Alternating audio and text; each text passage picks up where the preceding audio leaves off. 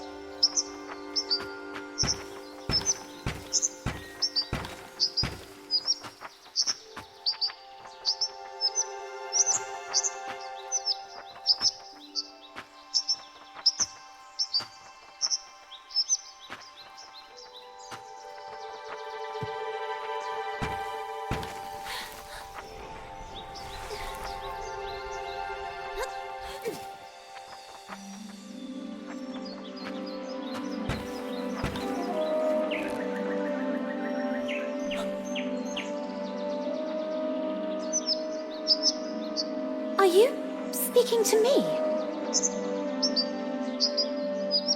Princess?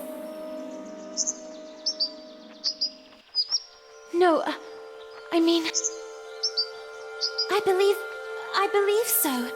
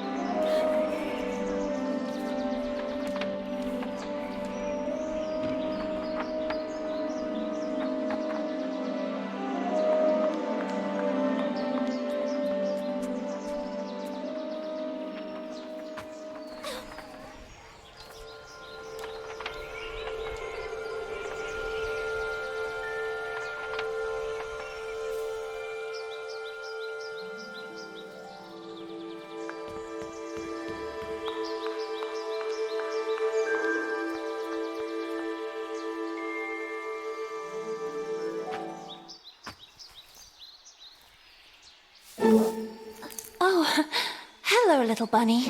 That letter is mine. Could you? The sweet, bespectacled bunny ignored the little girl and took the letter with them.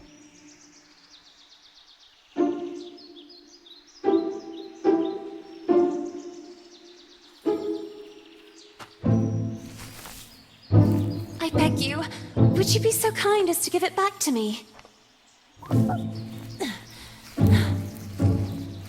The little girl began to get impatient.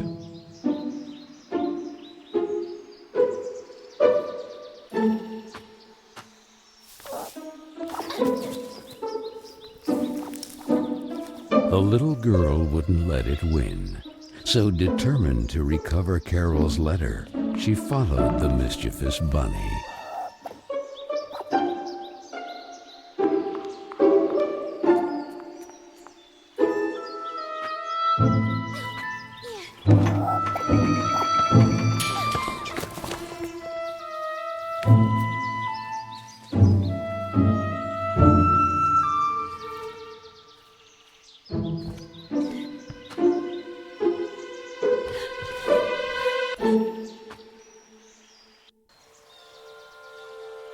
What place is this?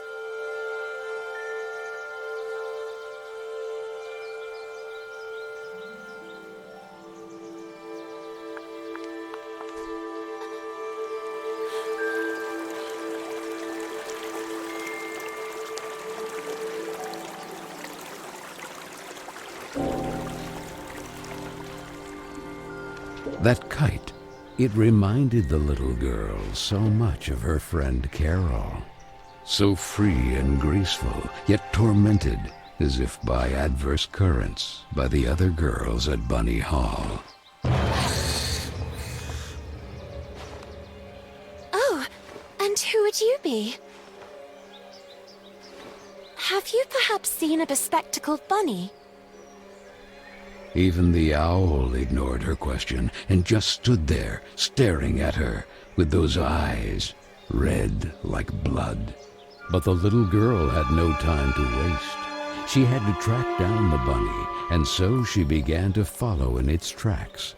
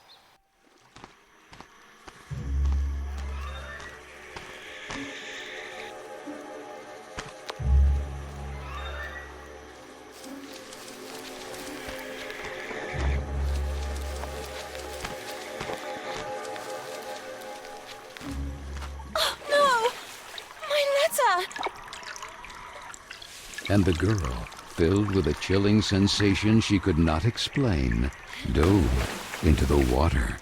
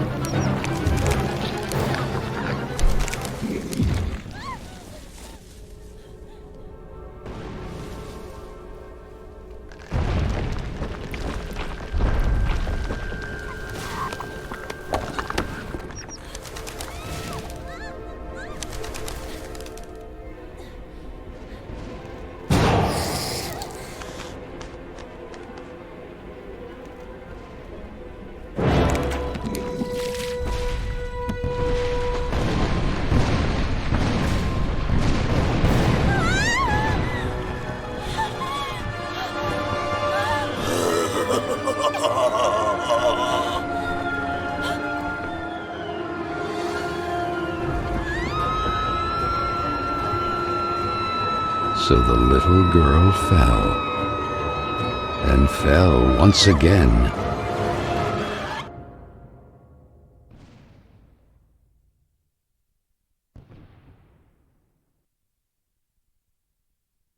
And while the man with the tar hat stood grinning, her thoughts drifted to that mysterious figure in the window of Bunny Hall, who silently stood watching her as she was swallowed up in her abyss. And this is how our story begins. A letter, a roar, then a daring plunge, and a little girl, too small and inadequate for that world of ash, tar, and coal of which she was a part. Miss Benton, I am pleased to note that my voice is so soft that it encourages restful sleep in class. Would you be so kind as to share your wisdom on today's topic with your fellow classmates? There was a man made of tar, an owl, and a bunny with glasses. Such impertinence. Home Economics, Ladies' Etiquette, Chapter 9. Be always beautiful, perfumed, and impeccable. All of you young women of today are privileged to witness the deeds of the great men of your era, the grand discoveries, the phenomenon of industrialization, progress. Soon you will be wives and then mothers of great men who will go down in history. And you, Miss Benton, make fun of it. This establishment, too, if events continue to transpire as hoped, will undergo important developments, and you will be the first to benefit from them. Why, ladies? A portion of Bunny Hall was conceded to a corporate collective in order to form a small branch, thereby taking advantage of the area's greatest resource, rabbits. This will not only bring new luster to the estate in this region, but also new jobs. Very good, Miss Vicky Trant. At the very least, Lana has grasped the rabbit matter. In this regard, Our dear Frank reminds us that it is strictly forbidden to venture beyond the walls of the park. The disinfestation work will resume tonight after the strong winds of recent weeks. Remember, not to be overwhelmed by the explosions. It's all perfectly normal. The soil is blasted with charges and the rabbits forced out of their burrows. Who did it? Miss Benton! I'm weary of you, miss. Ungrateful, arrogant troublemaker. Why is it so difficult for you to behave like all the others?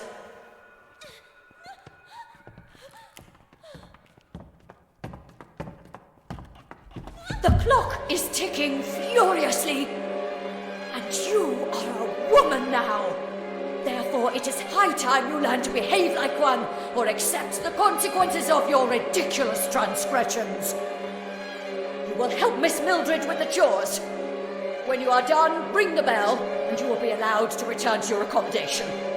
But until then, don't even dream of leaving this place. This, for the little girl, was now the norm. Targeted by Vicky and the other girls, or simply scolded by the matrons of Bunny Hall. Like Miss Hinman and her nauseating perfume. She constantly repeated herself sadly, "No, I don't want to grow up.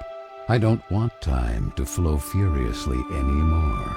It would have been so nice instead to be able to take it back to when Carole was still there." It would be better to shed some light.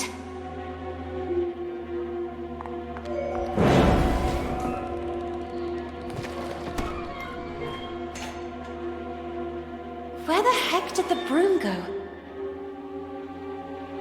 Oh, here it is. Better get to work.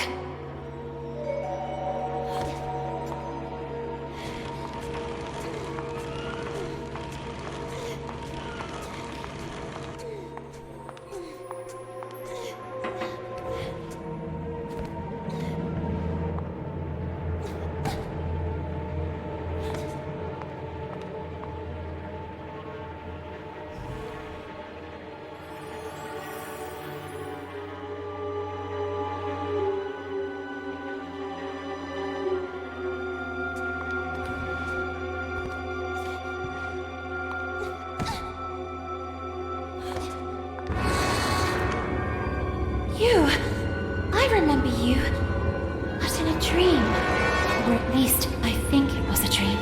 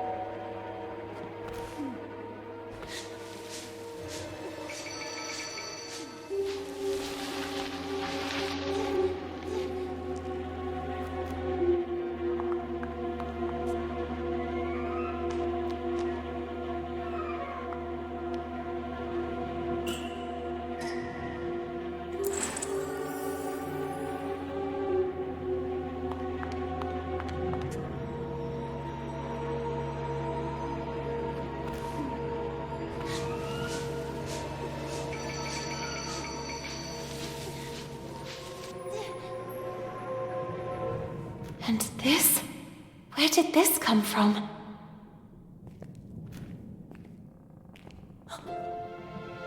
It looks like an old mailbox.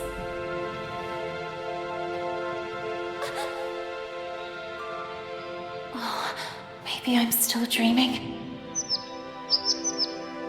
Who is there? So I really am dreaming. What's this?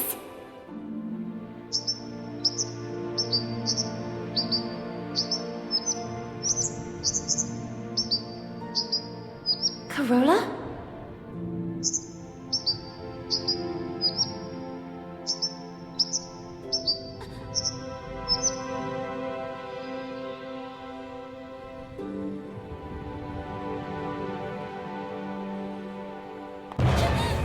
Who are you? Stop!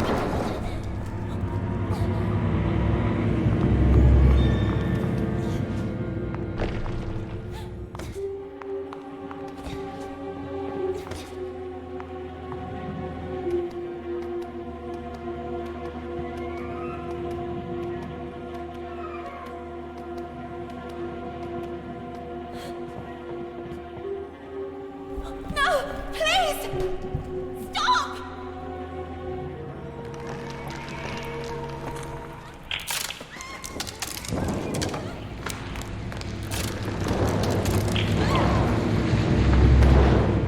Strange things are happening down here. No! I won't stay here a moment longer!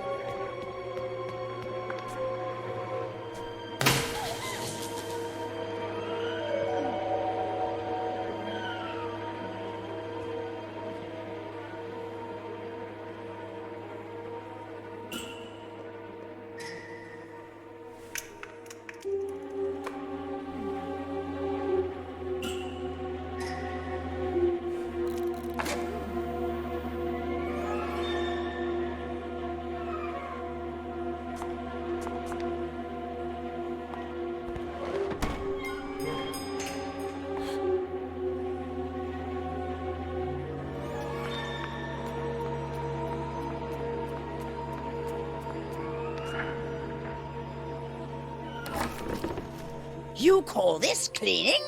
It's a pigsty. Miss Hinman was clear. You will spend the rest of the day here.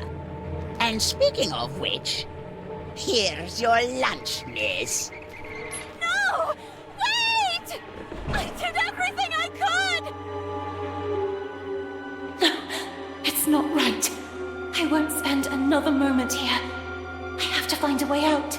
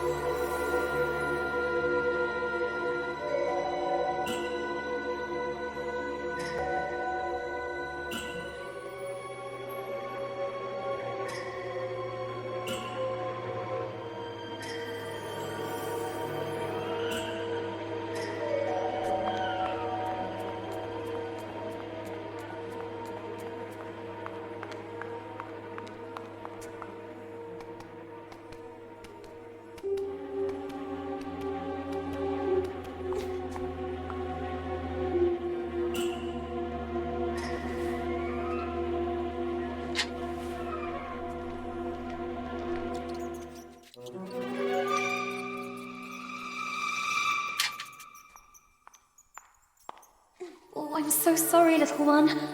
I promise I will let you go. I wonder if I could use it to attract that darn owl.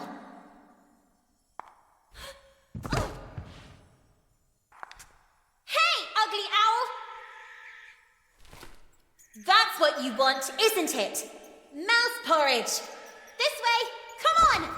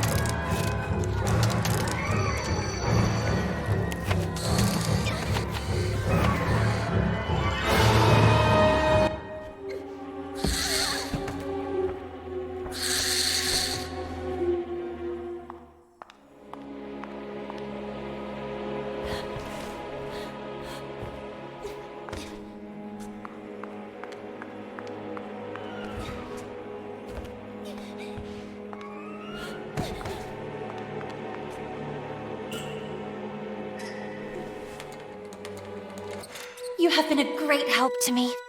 Go. You're free.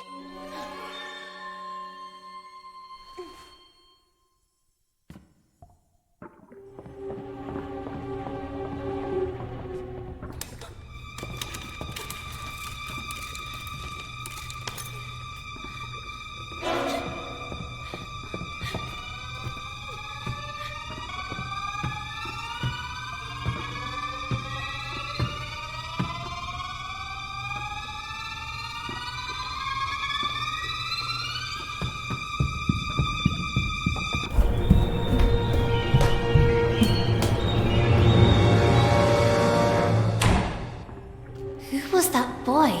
And what was he doing?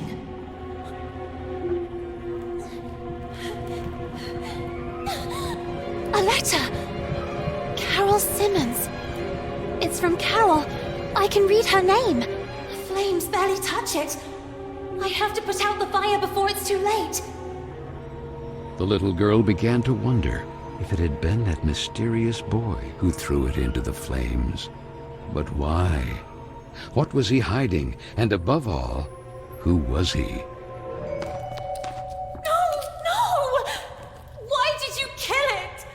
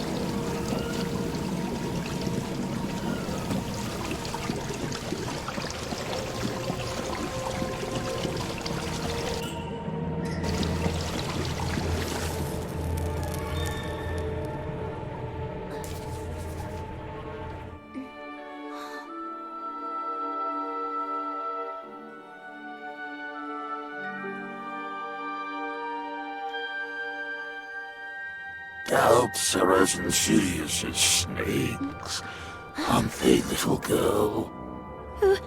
Who's there?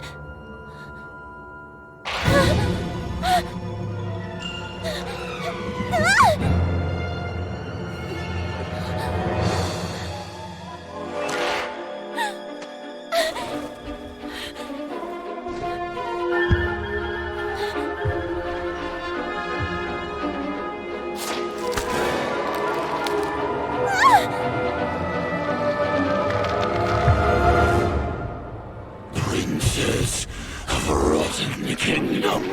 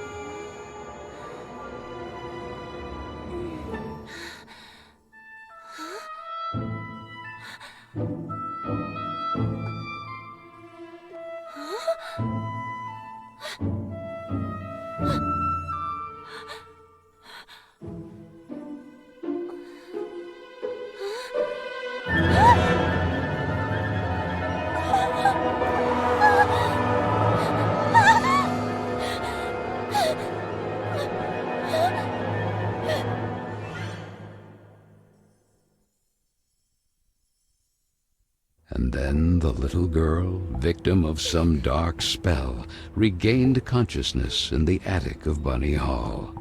But this time it wasn't just a dream, and she was no longer human.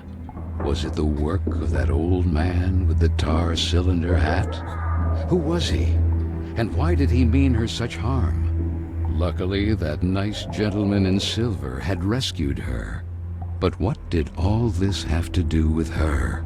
And with Carole? Carole Simmons and that letter set on fire. Had she really run away? Then she looked around and remembered that place.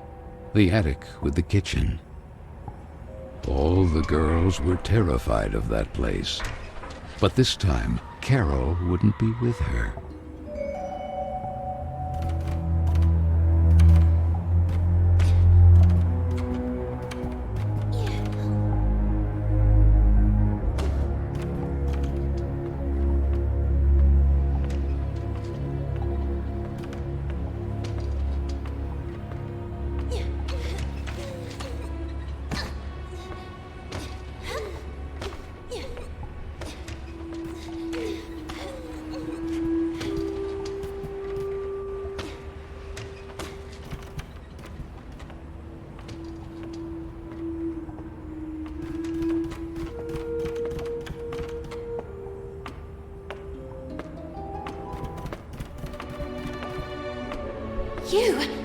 You saved me from that terrifying man earlier.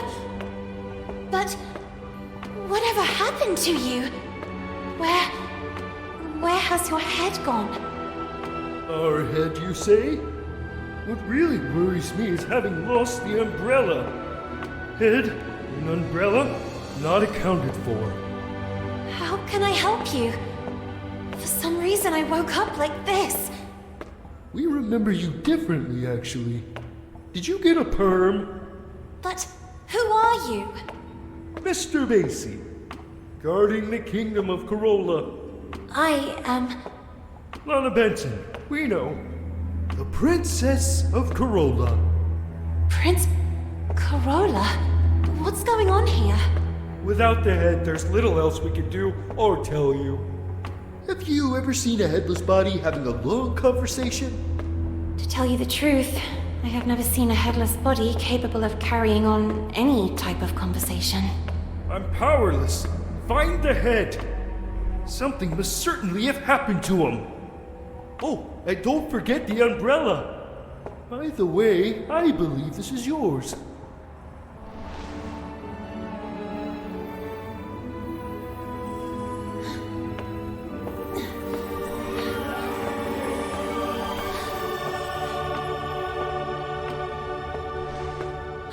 My ribbon! Oh, thank you, thank you! Now go, and be careful. There is a risk that Mr. Kin's black tar has already begun to spread. Keen. So that is his name. Remember, the more power he gains, the weaker Carole becomes. And with it, all of us. So Lana, as frightened as she was confused, decided to accept the mission and find the head of the silver gentleman who had rescued her.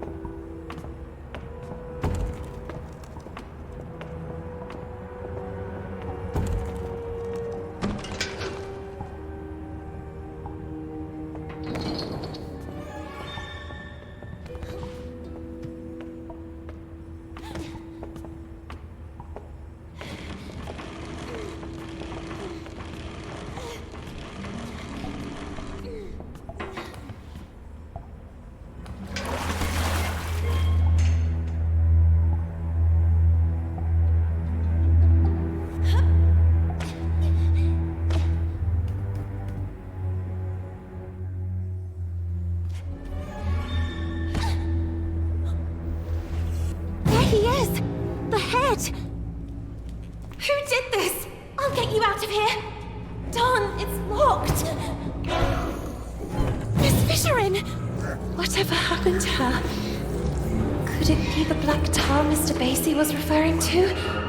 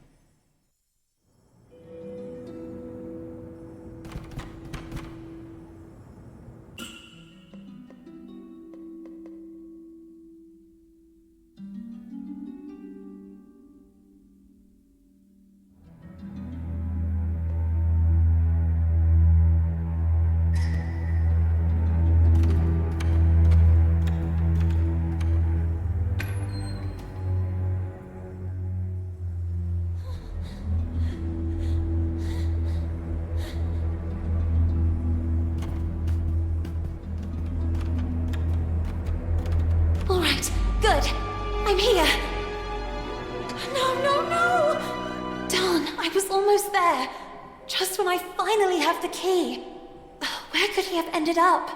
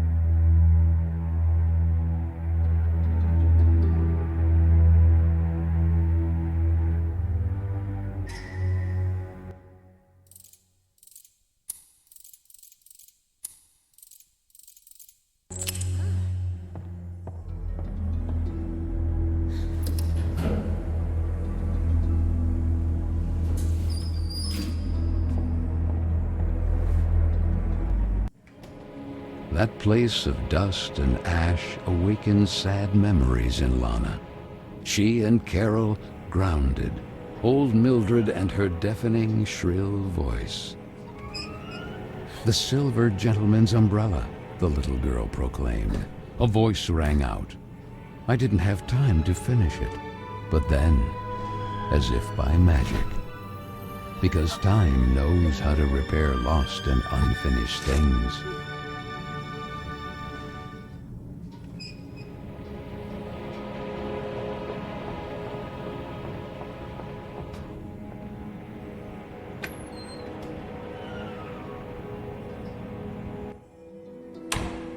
The head!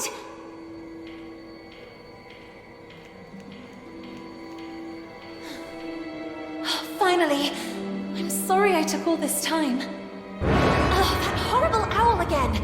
Oh, it has the letter! Quick, we have to do something!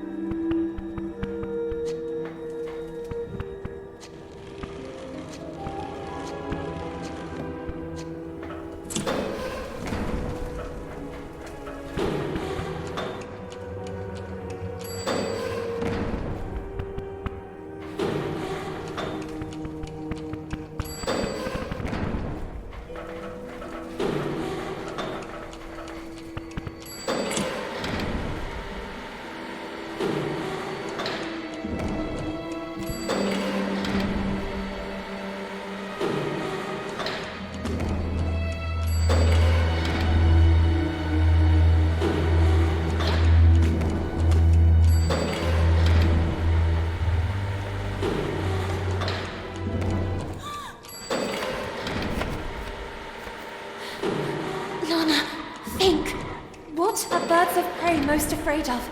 Fire! Who isn't afraid of fire?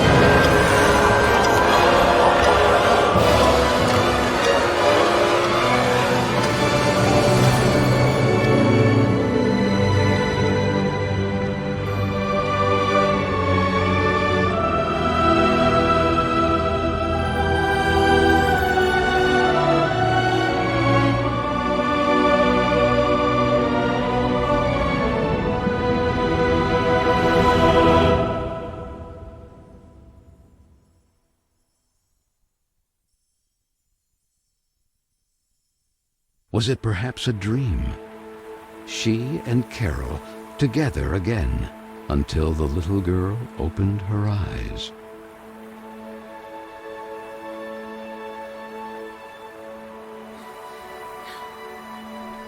What is this place? She wondered. It was certainly Carola. Even if the sails aren't hoisted, it doesn't mean the wind isn't already blowing. These words rang in her head. Carole? It's you, isn't it? The sweet bunny did not breathe.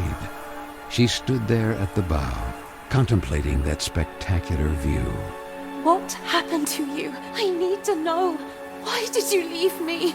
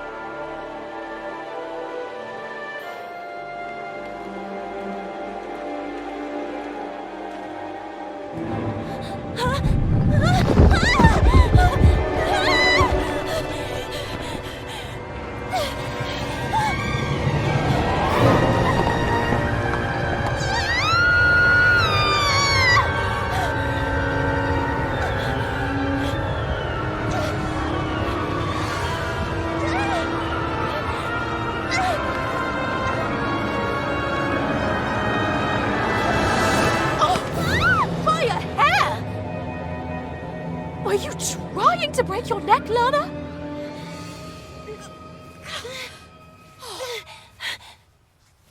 what if Miss Hinman saw you? Hopping on a roof. What's in your head, girl? Don't tell me you were hiding from Vicky and the other girls again. If I catch them this time... Gah! The loving Josephine, a real real angel to the little girl. It can't go on like this, Lana. With you crossing the rooftops trying to escape them? And frankly... Huh? Carole, where did this letter come from? You need to show it to Miss Hinman right now. Sweet French, I decided to leave this place once and for all. Tonight, precisely 5 before midnight. That will be my cue for... The rest is practically unreadable. With love, Carole S. Well, that would only confirm the other girl's suspicions about Miss Carole's potential elopement. But don't you understand, Miss Hinman? If that was the case, what would be the point of burning this letter? It's already been several weeks since Carole left. And then that mysterious boy... Oh, Frank, right on time. Do you have any news about this mysterious boy? Seen anyone shady hanging around Bunny Hall? The man shook his head. That was Frank, the handyman. The girls were terrified of him. That sinister squeak of his prosthetic leg was the reason they used to call him the Rust Man. He was there, fiddling with a poker right where I found the letter. Then he put something in his pocket, but I didn't see exactly what. I had to hide. You are shocked, little girl. But I'm sure of what I saw. We'll look into it with a fresh perspective. Now, it would be better for you to go and get some rest. But Miss Hinman... Go, my dear. Listen to what she tells you. You will talk about it more later. A loud roar pierced the rainy night. The little girl, all alone, calmed down by repeating to herself, "It's Frank and his extermination work. I must not be intimidated by the explosions beyond the walls of the estate." That photo. Often the little girl feared she had forgotten her sweet mother's face. Or maybe it was just a part of her that wanted to forget, due to the pain of that sad void left behind, when suddenly... that boy again. Hey, you! Wait! And though curiously all alone, on a freezing rainy night like this, the little girl set off in pursuit of that mysterious boy.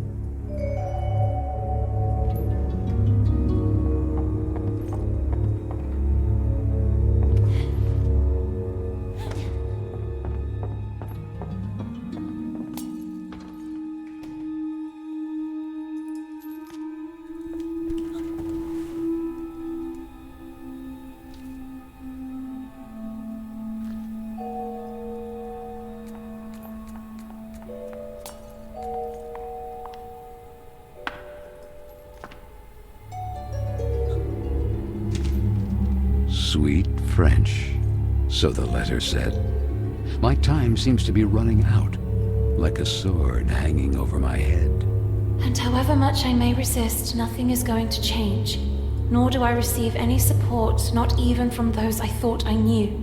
All I have left is you, Marcel, my sweet French, and the idea of London together.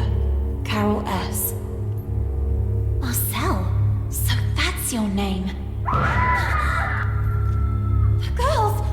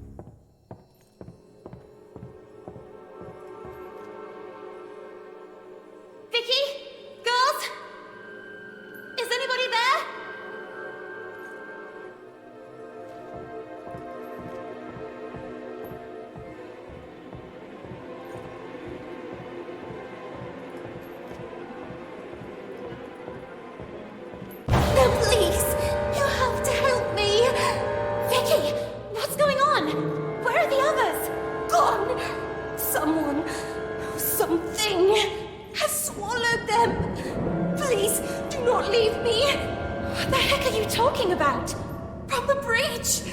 The tar, Lorna! It's spreading. The tar? Don't you understand? Even if time seems to have stopped, the clock keeps ticking furiously. Grant him Corolla. Like hell, all of us will be doomed too. Vicky, what do you mean? Please do not leave me. Poor fool. Did you really think Vicky or the others would ever ask for your help?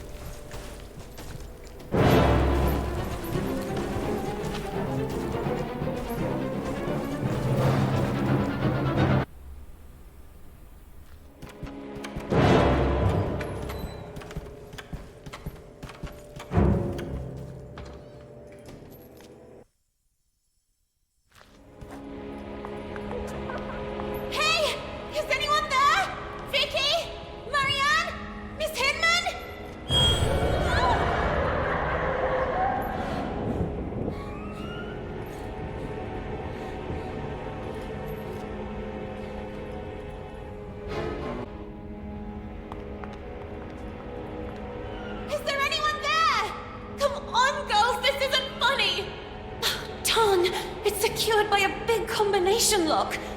A tile is missing.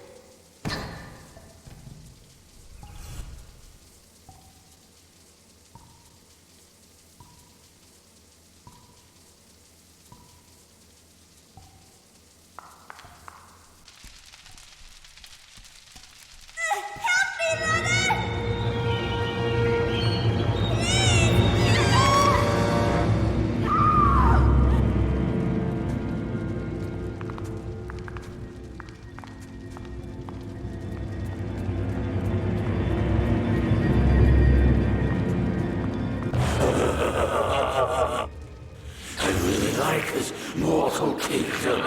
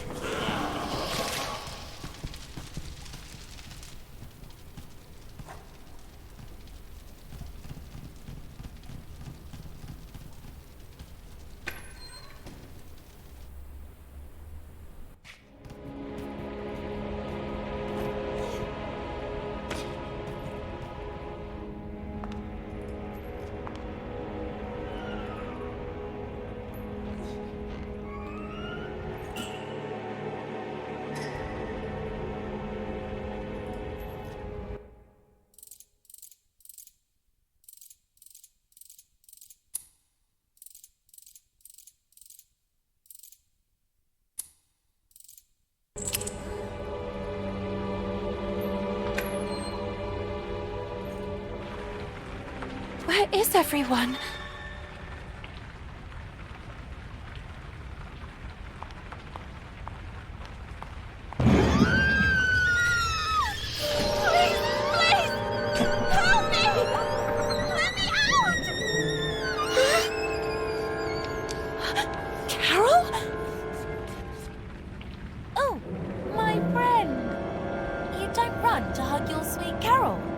Carole, but...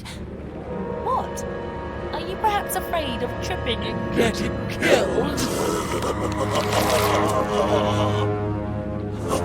Poor little girl. The foolish princess of the forgotten kingdom of Carole. No one understands you. No one who really listens to you. Just there to point out that you are weird, wrong, different. And now that Carole is gone too, oh, it breaks my heart. Who are you? Who am I? They call me many things. Mr. Keen, Altar Cylinder, Horrible Oblivion, and then my favorite, the Corrupter of Worlds. From the breach, the tar begins to spread. And sooner or later, Carole will be mine too. What do I have to do with all this? It was you who evoked me. You make time stand still. Me? Perhaps in a vain attempt to bring things back as they were. Let time stop then. May it stop forever. No, it's not possible. Yes, princess. You fear that time passes. You're terrified of growing up. Nonetheless, what a disappointment. The clock continues to tick furiously. And only I can stop it forever. Or even bring it back. And what do you want in return? Grant me Carole legitimately, and I will give you the gift you desire most of all. But the sooner you remember, the sooner you'll be able to make a decision. And who knows if it might not be your investigations. Carole, the French, the letters, the solutions of this riddle. What will make you remember?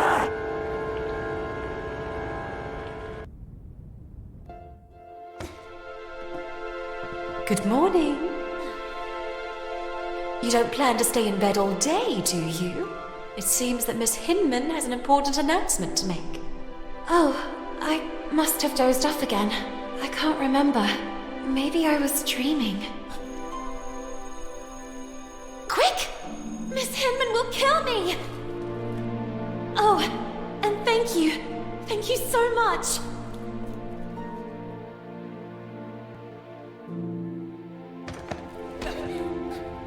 Oh, be careful!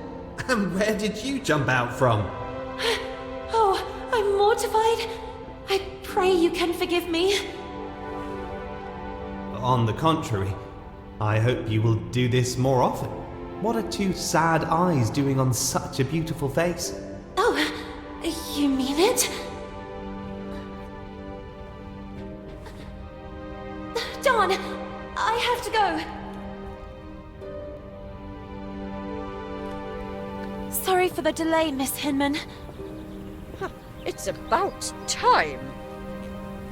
Well, now that Miss Benton has also honored us with her presence, it is my duty to introduce you to the newest guest of Bunny Hall, Miss Dudley. Please. Good morning, everyone. My name is Amanda. I come from a place not too far from here. Yes, from the pigsty. Oink oink! Oink oink! Knock up, Miss Dudley. You can go to your seat. Manifesto for Women's Emancipation? No, please!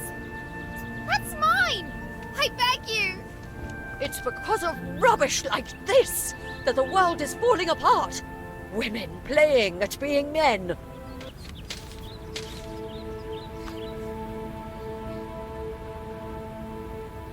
This, for the little girl, was a common occurrence. Then, recognizing her same sadness in the face of the new arrival, she had nothing left to do but huddle helplessly on the cold bench and let herself slip away from that gray world in which she was born. Even if the sails aren't hoisted, that doesn't mean the wind isn't already blowing.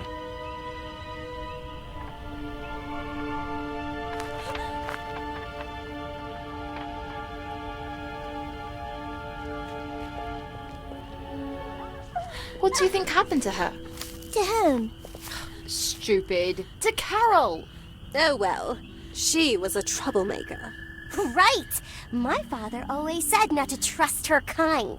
But her disappearance doesn't worry you even a little. What if it happened to one of us? She could be frolicking who knows where. We all knew what her plans were. Well, maybe something happened to her then. Or maybe someone chopped her into tiny little pieces. Who knows? Maybe Frank? Oh God. The Rust Man. That guy creeps me out. Yeah, I think he killed her. I mean, have you seen how he stares at all of us? Without ever taking a breath. Oh, and that continuous heck, heck, heck. Do you think he's a bloodthirsty girl killer? You're scaring me. I am the spirit of Carole Simmons. Lana told Miss Hinman that a guy secretly snuck into Bunny Hall. Who? That handsome lord standing outside the classroom? Stupid. You're stupid. Not that. Oh, he is so cute! And look who's there. Hey, where are you going all alone? Where are you running off to? We just want to talk to you. The little girl could only wonder who Vicky and the others had set out in pursuit of. And that letter. All she had to do was gather her courage and overcome that wall that stood between the estate and that forbidden territory.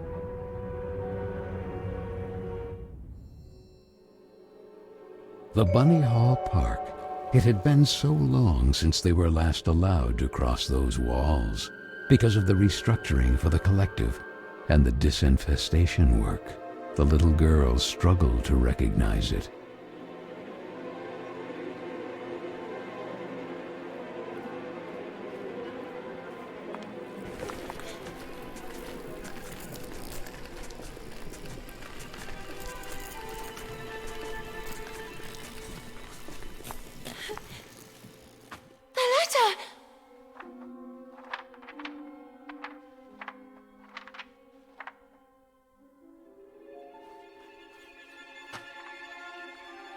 Girls! What are they doing up there? Where are they going?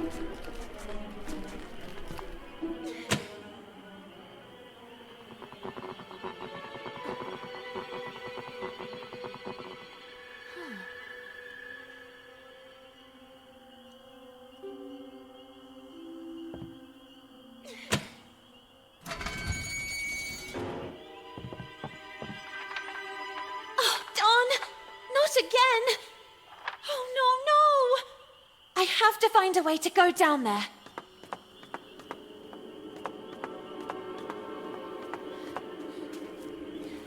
Easy, easy! Darn you lot! Easy, easy! You're creasing my suit! Oh, my head is spinning. Could it be dizziness? I believe this is yours. Woo-hoo-hoo! All in one piece once more. You can say it loudly! I feel so hasta la vista, baby. Yet always ready for some fine English tea. At your service, princess. Please explain to me, what is going on here? I'm here to take you back to your kingdom, princess. But things have taken an unexpected turn. Mr. Kin, he learned of a breach. A passage from the mortal world to the kingdom of Carole. And that's where he wants to expand to, corrupting it. But what does all this have to do with me? Princess, you really don't remember? Since the two worlds are converging, you are the key. The only salvation for Carole, the pristine kingdom beyond the clouds. And I am your humble servant. But that's not possible. I'm just an ordinary girl. An ordinary one-of-a-kind girl. No, I'm just looking for a friend. Carole. I have to find her. I have the feeling that things didn't go the way everyone believes. The solution to the riddle. Keen mentioned some letters. I was just chasing one, but the wind. And it ended up down there. Then all this can only be connected to the breach. Oh, well, it seems we have a common goal. Recover the letters, close the breach, save Carole. And find Carole.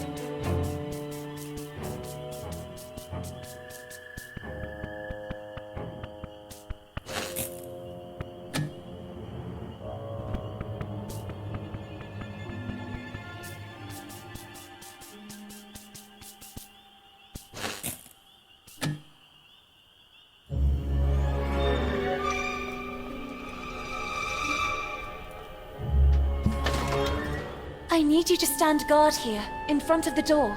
Should something happen to me, I've seen Carole reduced to a rabbit, and the same thing has already happened to me. But... I'll hurry. I'll retrieve the letter. I'll retune the radio frequency of the cableway and we'll get out of here. Promise me. At your service.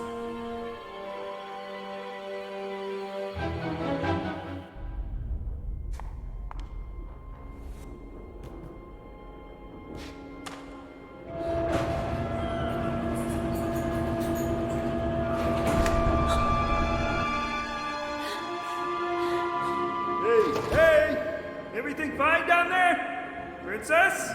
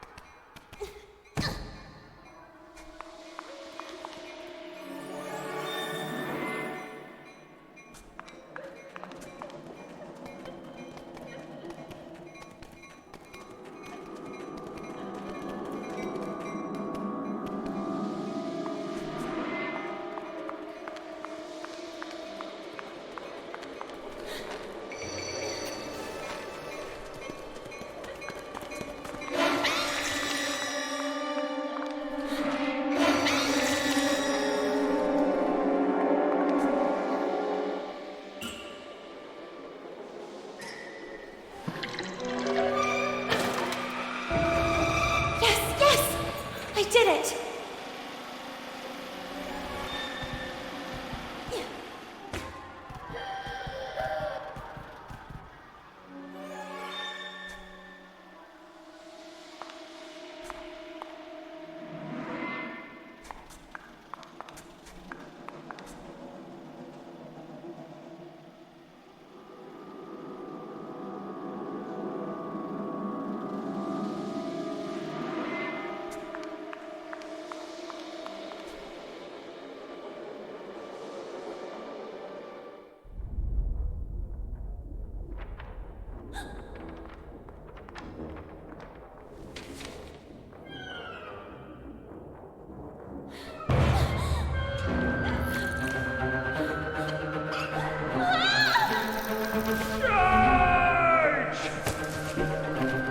I recovered the letter, but Don, what's happening to them? They are usually quite tame. Never underestimate the power of a colony. This is their territory. They've already been forced out of their lairs. The kid is taking advantage of that to turn them against us. How do we get out of this? Don't you know how to climb?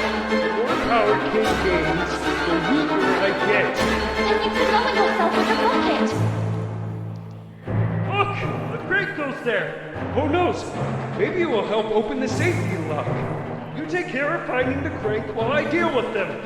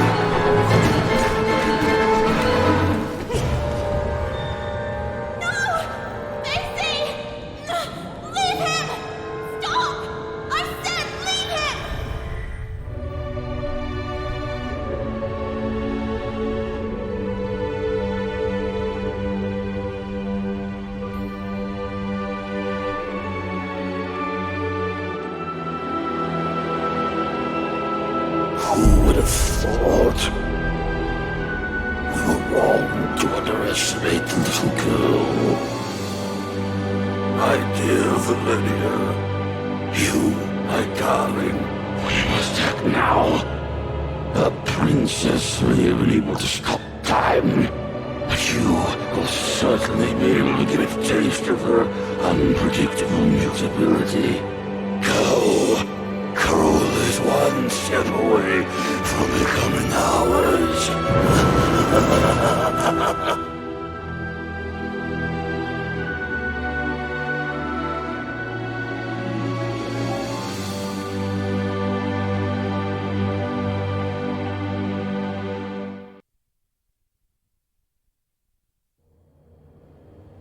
What happened? What are we doing here? The little girl barely remembered what had happened, and the head couldn't give her an answer. There was no longer any trace of the rest of Basie. However, the little girl did not despair. She was confident that, as had already happened, the head would soon find its way back to rejoin the rest of the body. Why do I feel like I'm reliving a moment I've already experienced? Me and you, all this. Then she looked out at the horizon, beyond the window of the cableway. What had once been the flowery park of Bunny Hall was now a pile of tar, ash, and coal. Poor little animals, forced out of their own lairs by the sound of drills and explosives. Carole, where are you, Carole? Then she remembered the letter It was a page from Moby Dick, my sweet Carole. Learning how closely you hold Melville's work to your heart, I offer you this page from Moby Dick.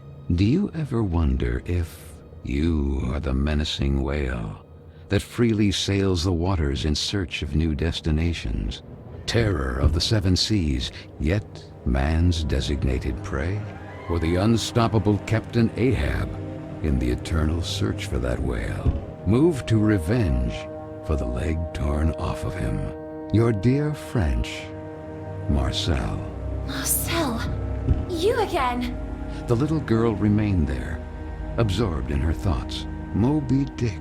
How many times had she and Carole read it, and even quoted it? Or like that night in the library. Don, Lana, we need to be quiet. I'm trying. Come on, we're almost there. If they find us, we're doomed. Now, where did I put it? Oh, there you are.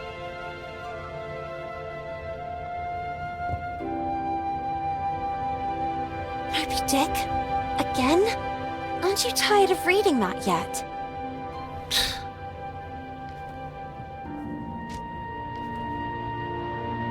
My God, Carole, if Miss Hinman catches us with this...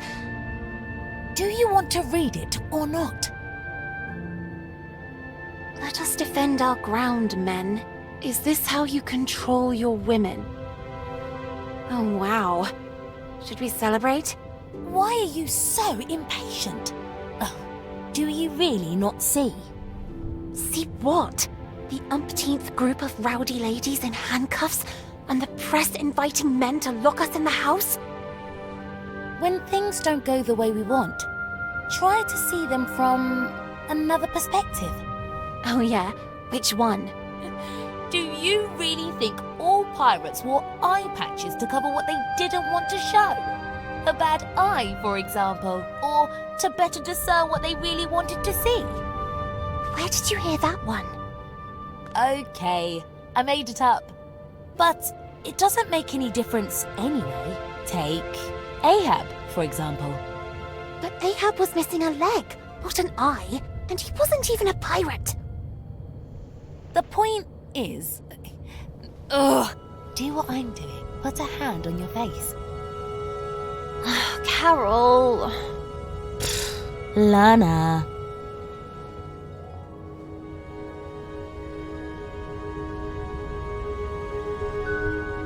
Now look.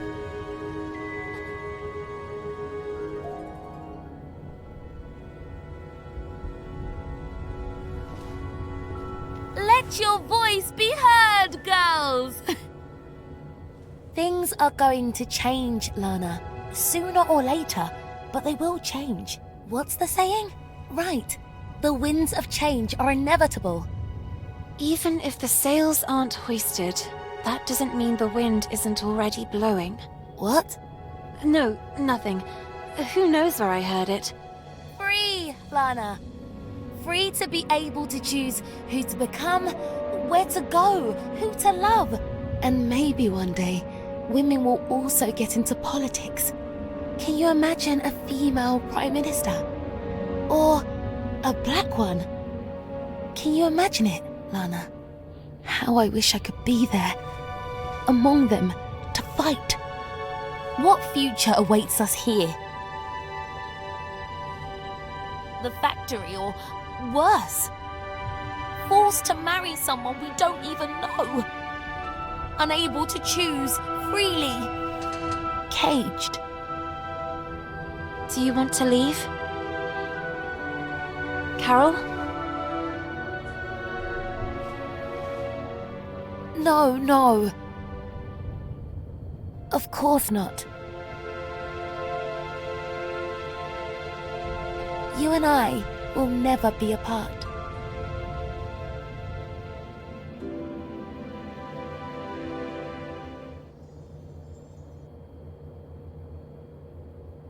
Basie? Head?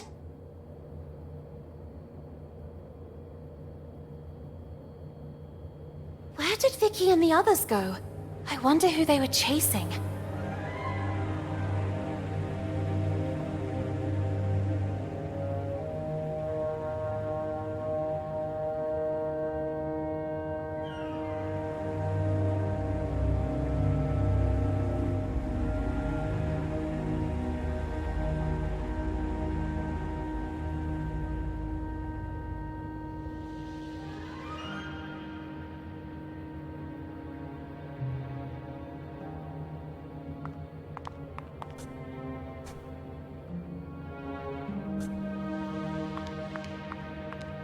Stop! Where are you running off? The new girl? Amanda?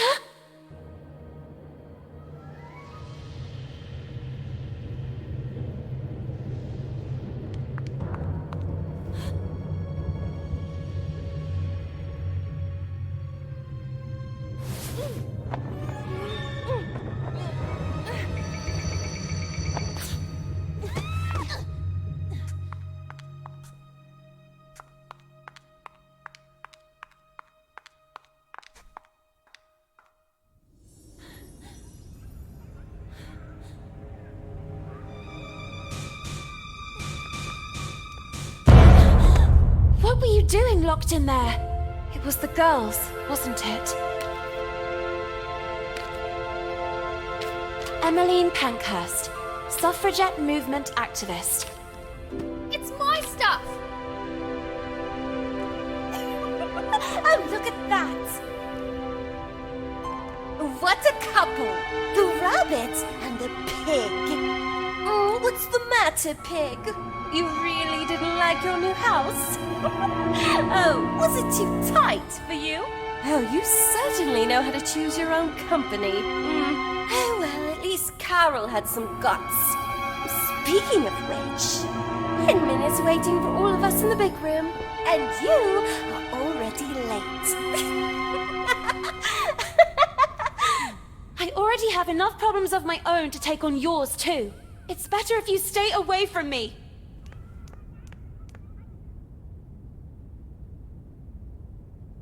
Thus, a new era is upon us, girls. Quick, Lana! Progress. And you, young women, are all privileged, bearing witness to the work of the great men of our times, like those at the head of this magnificent project. The concession of Bunny Hall to a corporate collective has begun to bear fruit. And as if that weren't enough, here is a gift from the same virtuous men who are part of it. Please, Frank.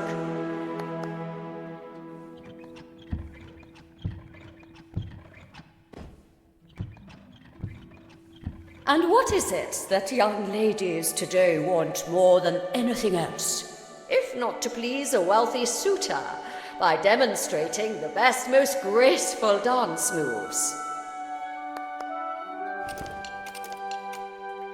And so it is with great honor that I invite you to welcome today's special guest, one of the main benefactors of Bunny Hall, Lord DeWitt. DeWitt? That was the name of the charming gentleman into whose arms the little girl had stumbled. At his nod, the girl blushed.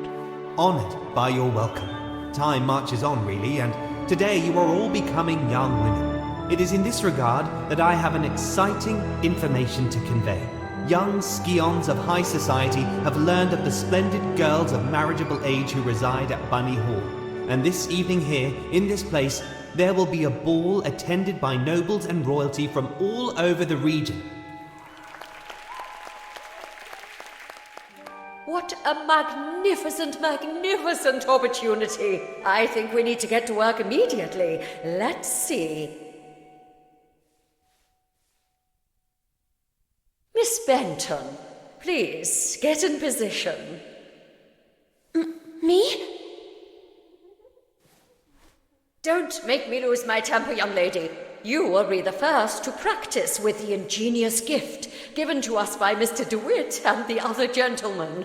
I expect that by this evening you will have already become an expert dancer.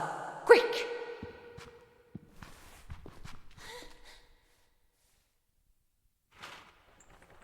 Miss Benton, pay attention. The dance is divided into 2 phases. During the first phase, your goal will be to replicate your partner's moves in time. This is a token. Each token reveals a dance move and the corresponding button to perform it. There are 4 moves in all. This is the action area defined by 2 markers. These limit the maximum execution time for each move. When a token lands inside, the move and corresponding button will be revealed. If the move is correctly executed at the exact moment token lands in the center of the action area, you will get the maximum guaranteed score. Perfect timing is important, miss. Performing a move correctly but too early or late will award fewer points. Mind yourself, performing a different action from the one suggested by the token, or performing the correct one significantly late, will give you a penalty in the final score. Perform all the actions correctly in a timely fashion to get a high score, and therefore be able to move on to the second phase. Let's see what you can do, Miss Benton. Take your places. Let the dance begin.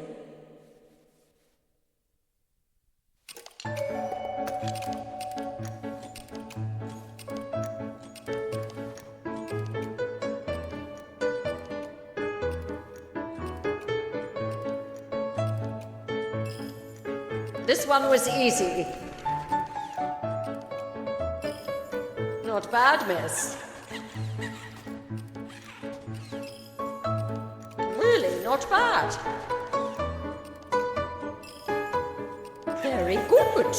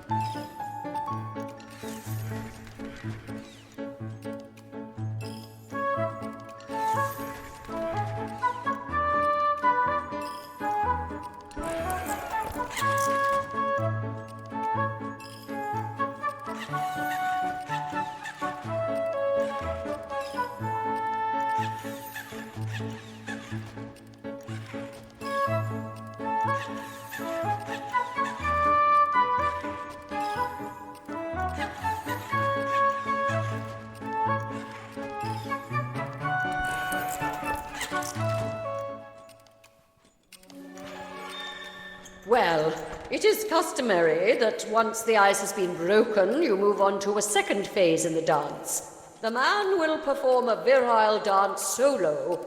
Be sure to memorize the moves and replicate them with grace. 2 new actions are added to the step: the sauté, the pirouette to the left and to the right. The réveillé. And the twirl. Take your places. Go.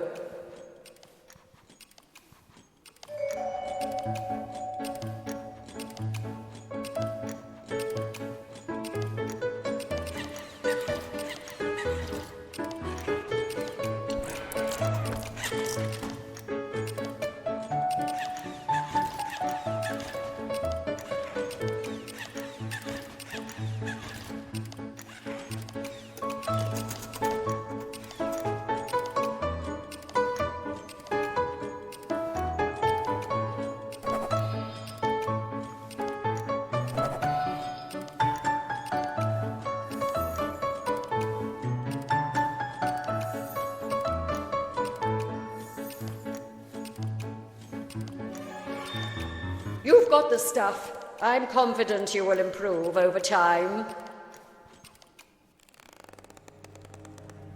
You...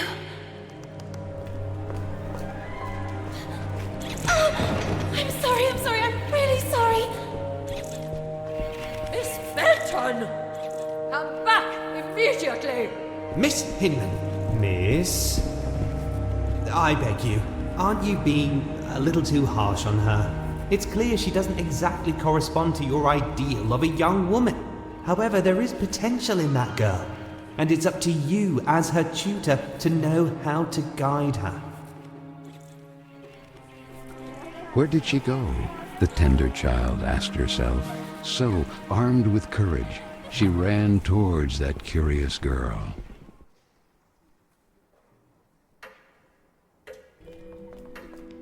Don, where did he go? Basie! That boy, Marcel, the French. He's the one I saw fiddling with Carole's letter in the basement. He might have something to do with all this. He seems to be racing to get to the letters before us to destroy them. Perhaps to cover up the evidence of his correspondence with Carole. We can't let him escape. But you, how do you manage without... It would take a miracle. And indeed, the one who came to the aid of the little girl and the nice silver gentleman was truly a miracle. Was it the work of a guardian angel, or of some magical deity who assisted them from the kingdom of Carole? She couldn't answer her own question, yet the little girl was so grateful to them. Quick, let's get to work.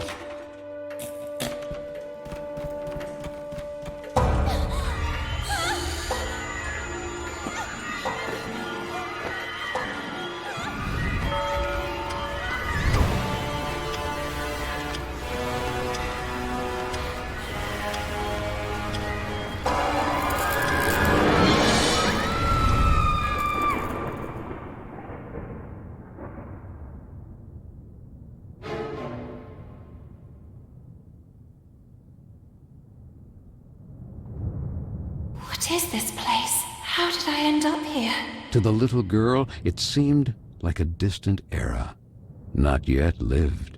A strange quirk of time, a time with the stench of black tar and the smoking color of ash.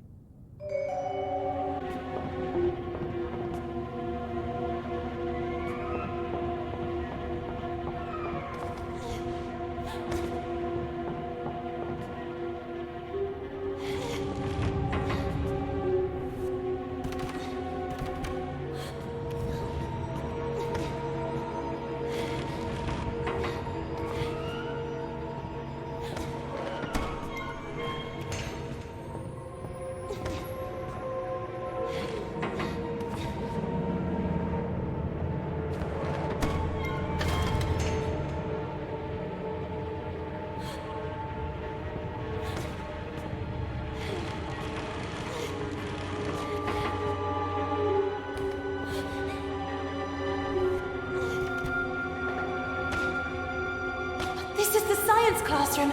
I'm sure of it. Whatever happened to this place?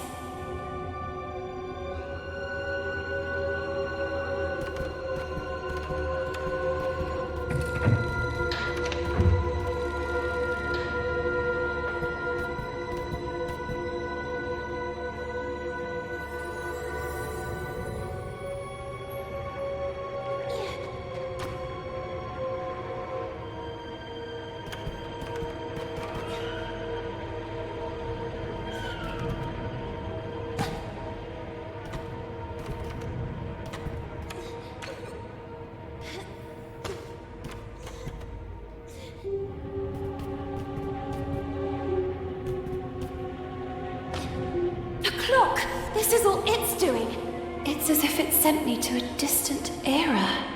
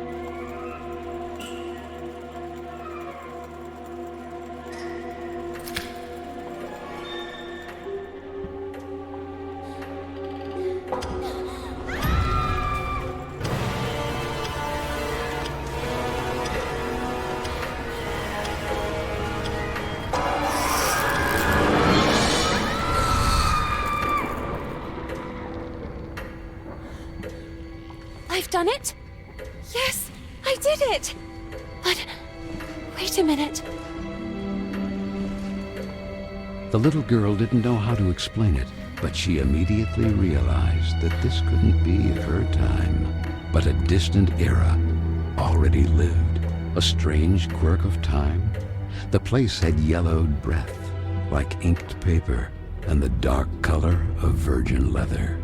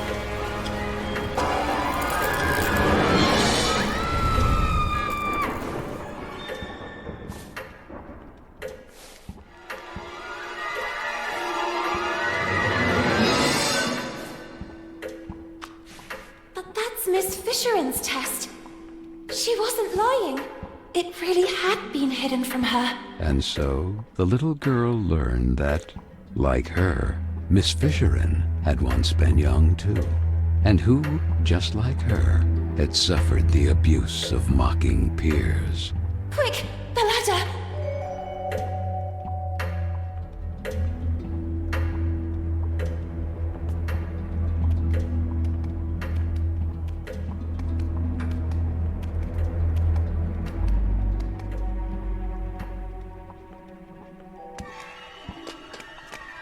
Stop!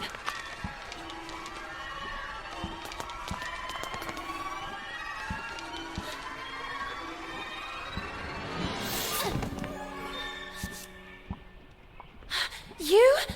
What are you doing here? Little girl, you really like playing with time, don't you? All I see is two useless, weak rodents with their tails between their legs. No, please! Rabbits, you are just rabbits. This is not your place.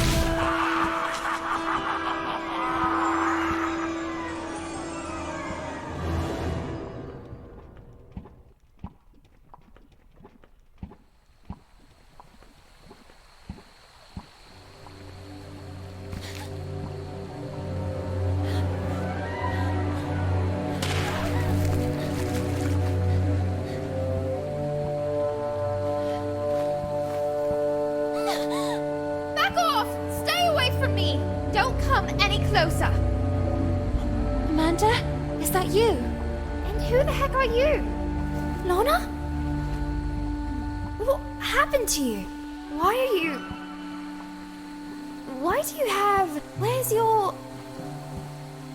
We are small and covered in soft fur. What is this witchcraft? And where's my book? Darn! My book! I had it with me! What have you done to me? Hey, it's not my fault. That old man was after you! I was there just by chance! Oh, I told you to stay away from me. And what do I do now? I want to be myself again! Oh, darn, Amanda. Don't you have a ribbon with you or something like that? Does this seem like the right time to discuss hairstyles? Will you shut up and listen to me for a second? No, no, and no! I won't let you silence me too. You dragged me into all this, and now you're going to get me out of it. It's happened to me before. Actually, it's happening to the others too. I think you need... I don't know what to call it. A pin, a kick. Something to remind you of who you were. That allows you to become human again. In my case, it's a ribbon. What the heck are you talking about? Okay, well, give me a demonstration. Who knows? It might give me an idea. I can't. Mine just got destroyed. Of course it did. It's obvious. I had no doubt. Look, I'm going back to Bunny Hall. You decide for yourself. I'll talk to Miss Hinman about it and... Or maybe I'll stay here. Nice and behaved. Do you really think Hinman would believe you? As busy as she is with tonight's dance more than ever. Then maybe it's better this way. I don't want to go back to Bunny Hall. I don't want to go anywhere. I'm tired of Vicky and the others. But the world is full of Vickies. Maybe this is my place. Maybe it has always been.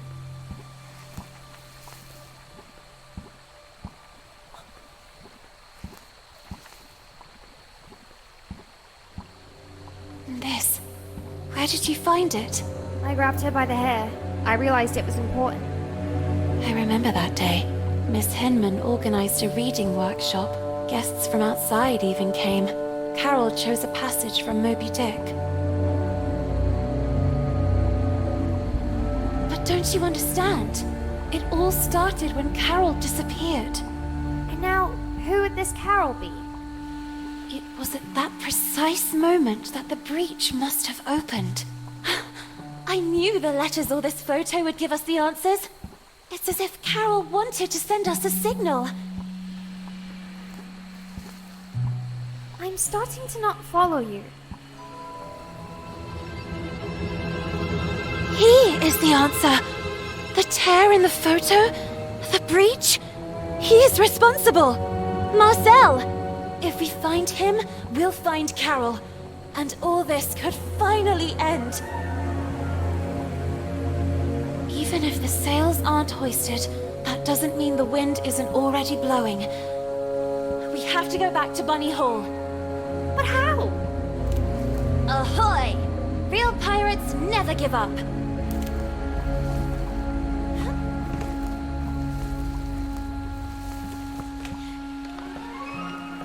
The felled tree, the signs of exploded mines.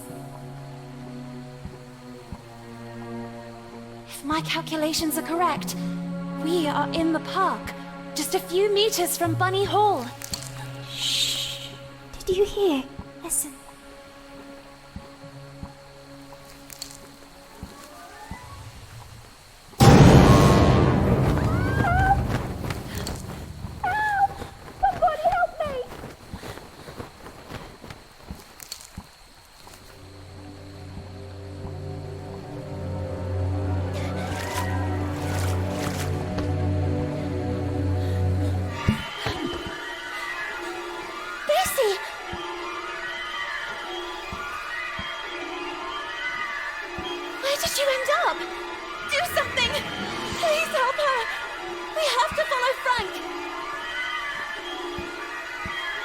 Let's keep our distance.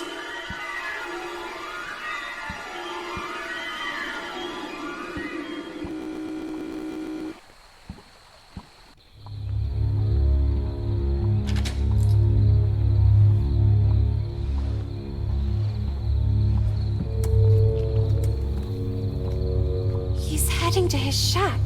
What are his intentions?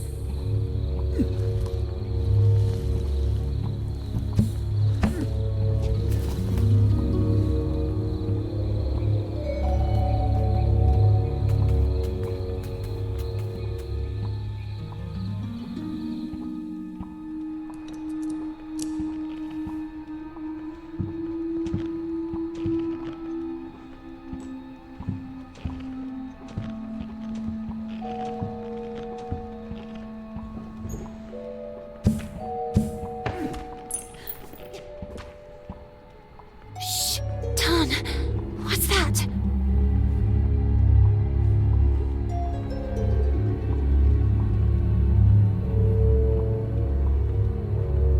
The little girl, intrigued, began to observe the object more closely. It looks like the bottom of a glass. Quick, let's get moving. Let's find Amanda and leave this place.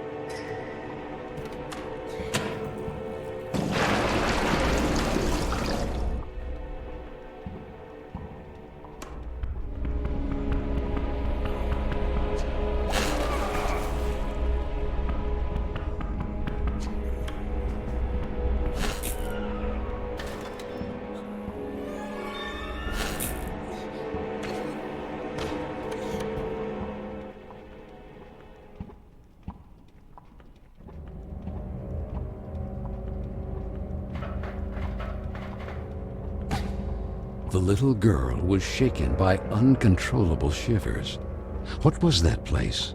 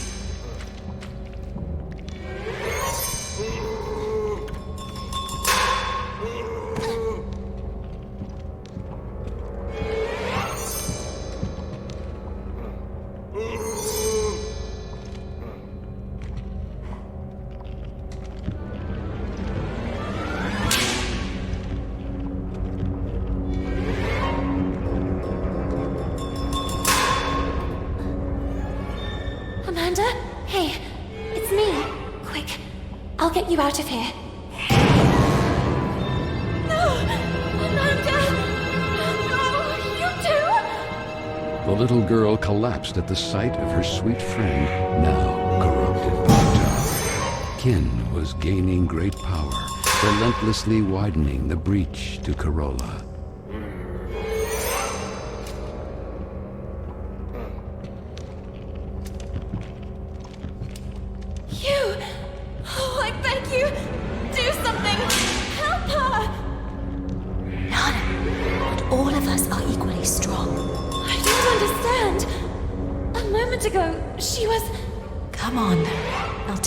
To the dormitory. And Amanda, it's not too late, right? And me? My ribbon got destroyed. Will I also transform like her? I'll see what I can do. Come on now. We better go.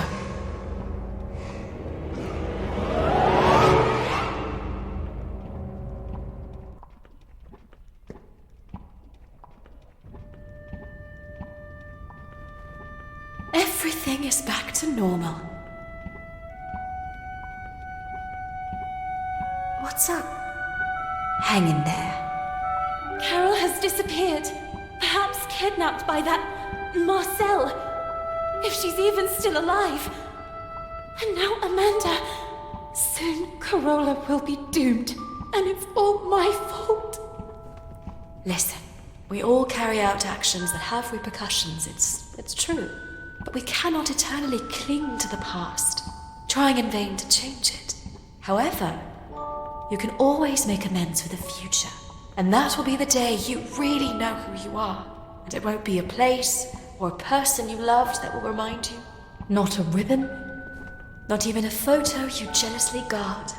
Your own actions will define you, and you will be able to accept that time passes, that things change, and know how to let go. Know how to let go. Had she ever really been able to do that?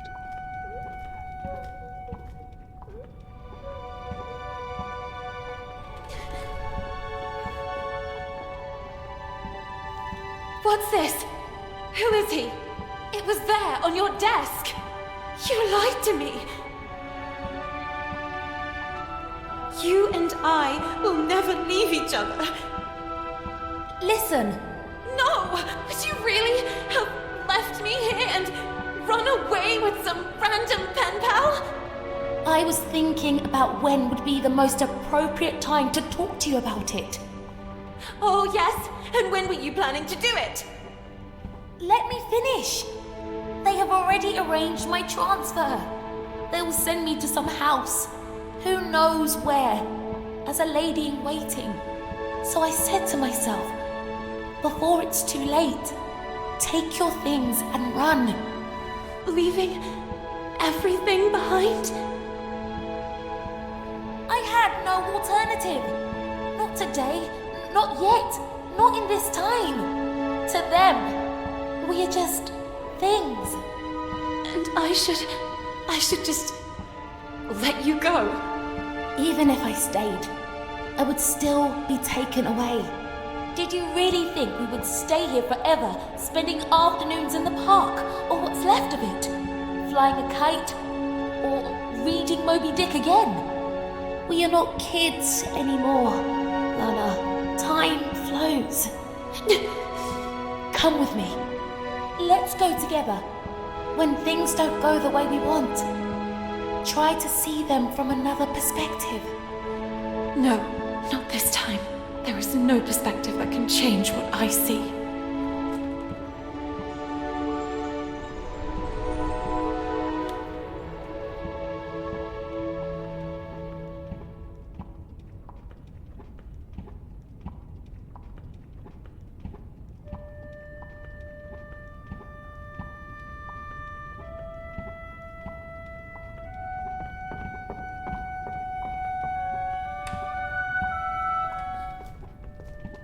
Miss Benton, this is for tonight's ball.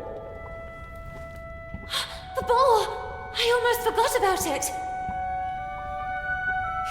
I was sure that you wouldn't go. However, someone insisted that you be there too. We never got along, and I'm very sorry about that. I hope, however, that this time you will prove me wrong by accepting the invitation and demonstrating that you are a real woman.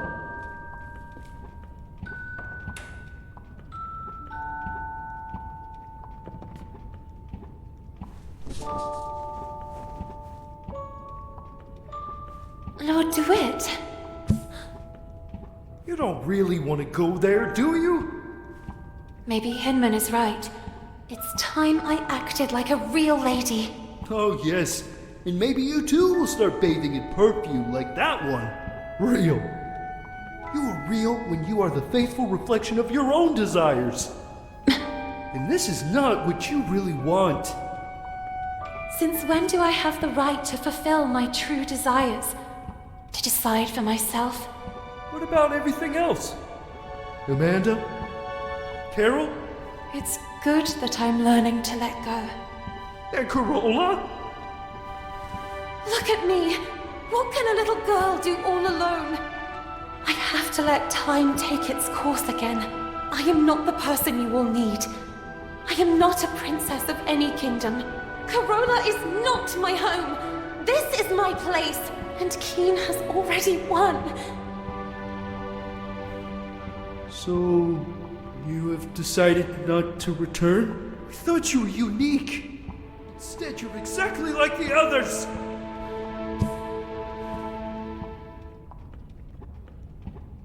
The big event. Noblemen and scions of the local aristocracy had flocked to Bunny Hall in great celebration, eager to meet the young women who lived there. The little girl, not so little anymore after all, couldn't distinguish them. In her eyes, they were merely clones of each other. She couldn't explain it, but she understood that perhaps until that day she had been blind. And while her peers were engaged in pleasantries with wealthy suitors, the little girl decided to track down Lord DeWitt.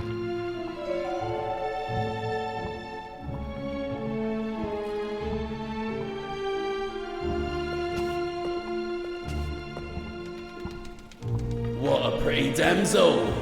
Nice evening, isn't it? Would you allow me this dance? Me? Sorry, I have to pass. Come on, don't be shy. No, it's just... I'm looking for my knight. Don't concern yourself too much, miss. Your knight can only be in the VIP lounge or gambling his title at the gaming table. So he certainly wouldn't be upset if I steal you just long enough for a dance. Let's do this way. If you prove to me that you're up to it, I'll let you pass. Otherwise, you will owe me another dance. Okay. Shall we? Let's get the dance rolling.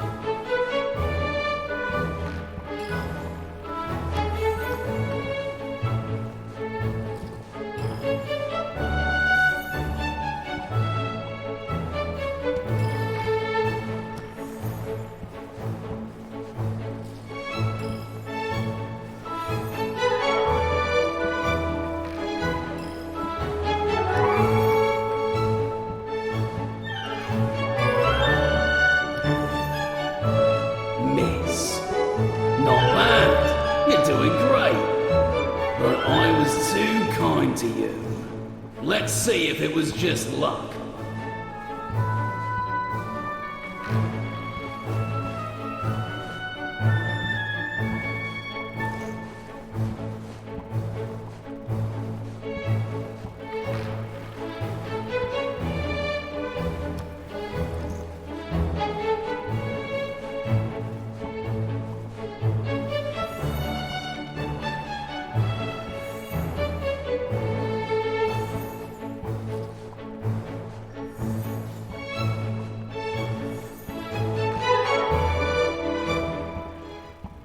Miss, you have made me a very lucky man tonight, but a deal's a deal. Please go ahead and join your night. Don't hesitate to stop by and say hello from time to time. Feel free to ask me anything you need. Anything.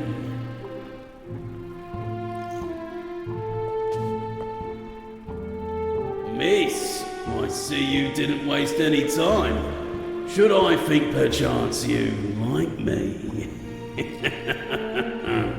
Shall we?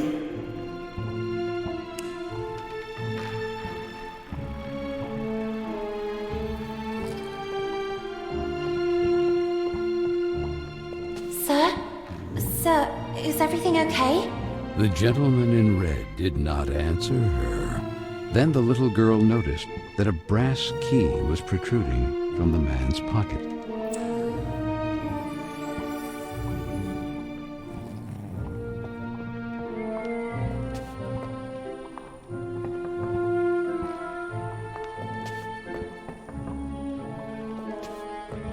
Go away!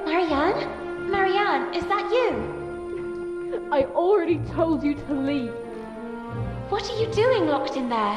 What happened? Lana, just leave me alone. It's none of your business. But you're crying. I know you girls never liked me, but in times like this, we should support each other. Even after everything we've done to you? We don't have to be friends. For now, you can just let off steam. Then you can start calling me a rabbit or a weirdo again. Actually, it's not true that I never liked you. It's just that the others don't like you.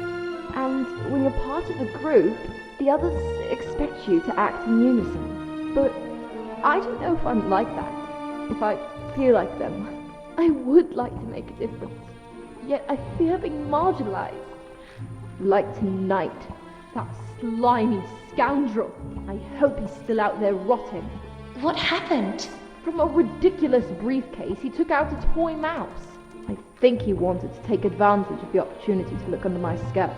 I kicked that mouse so hard it must have gone down the drain. And then, to get him away from me, I gave him Hinman's tranquilizers. I know that not all men are the same. There are some good ones too, but then why do they expect all of us to be the same? In any case, here, in case they ever come in handy, I'll stay here a little longer. Thank you. Oh, and Lorna? Yes? You're not weird at all.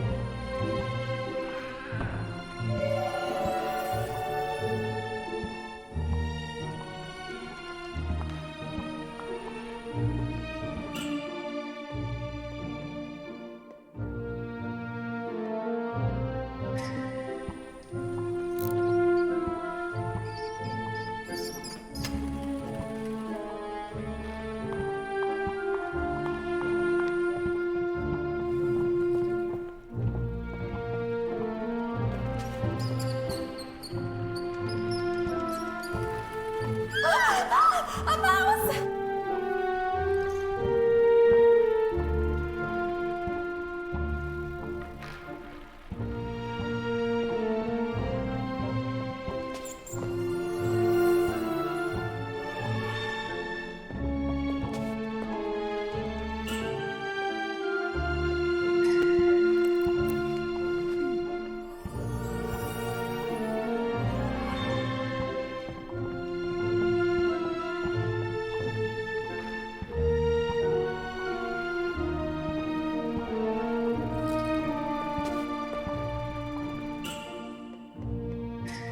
Miss, please give me a number immediately. Who knows? You might bring good luck. 34 red. Les jours sont faits. Rien ne va plus.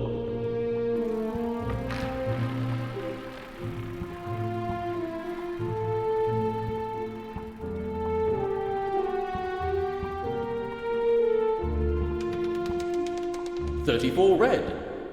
Yes, miss. You are one lucky girl. Please take them. You deserve them.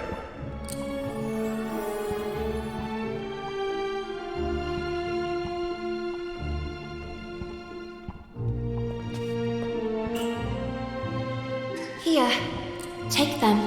All right. But I've always thought that alcohol isn't good for you ladies. It makes you all flirtatious.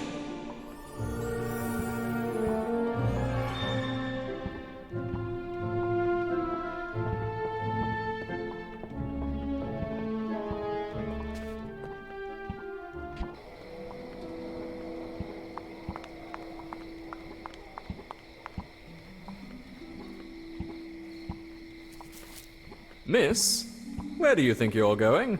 Well, I was looking for my knight of this evening, Lord DeWitt.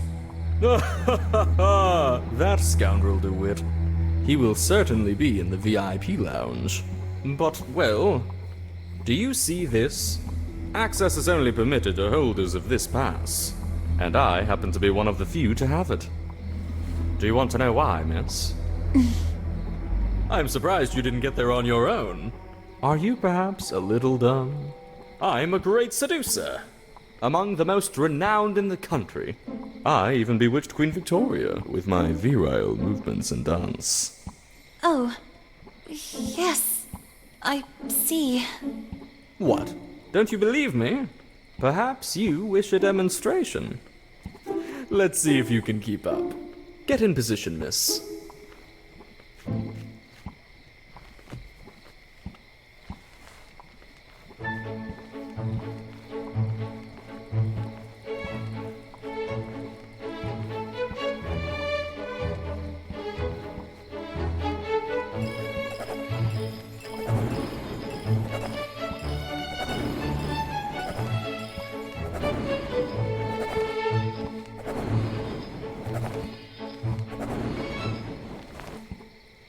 Miss, the trick is to stay fit. I don't drink that concoction of punch that others ingest. I always dilute everything with juice filled with vitamin C. And a nice slice of lemon. Now, go get me something to drink. Unless you want me to humiliate you for the umpteenth time. Oh, darn. That VIP lounge pass. There must be a way to get hold of it.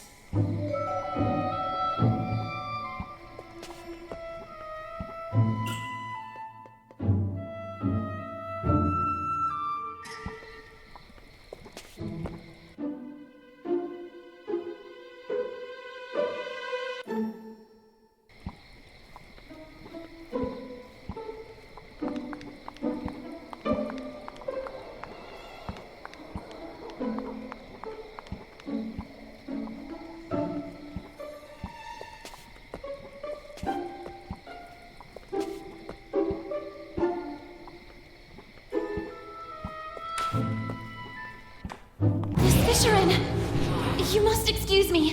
Okay, I'm leaving.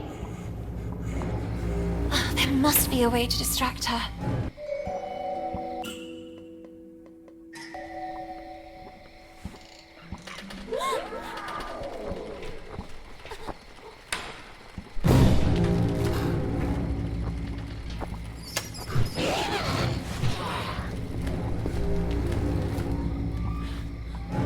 All clear.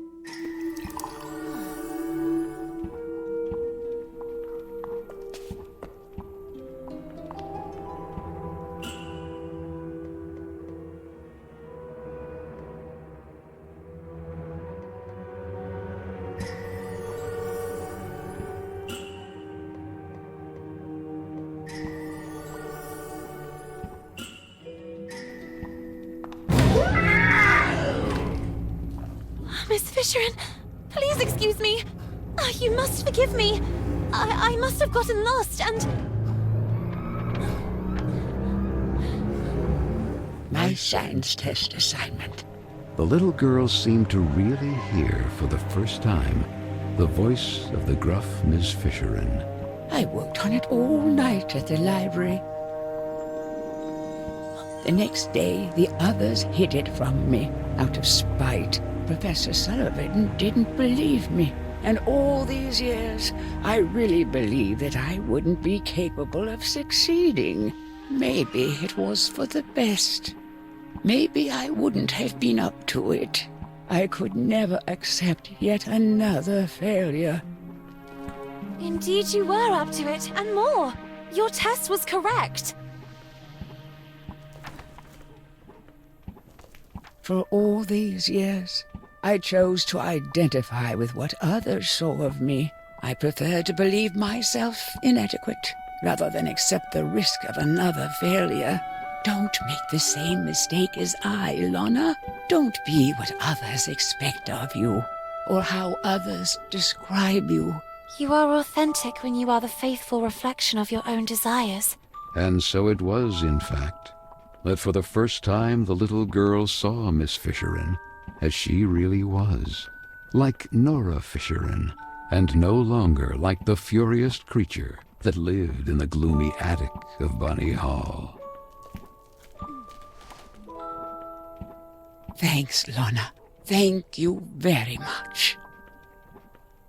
What she had seen made her think, and the little girl's thoughts drifted to the sweet Amanda. And perhaps, just like for Miss Fisherin, the last word had not yet been written.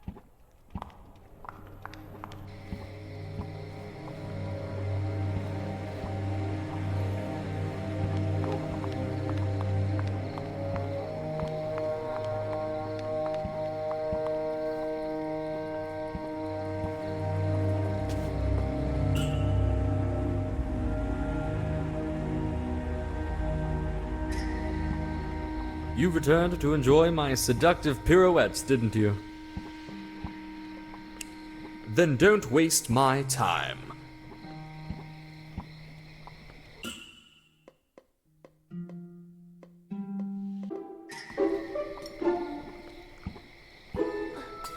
Well done, miss. I really needed that. I have never felt so strong. I'm charged like a lion. I think it's time for a dance. And this time, I won't be very forgiving.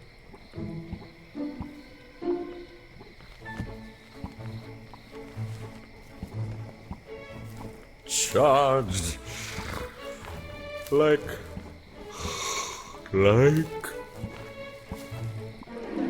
A lion, you said?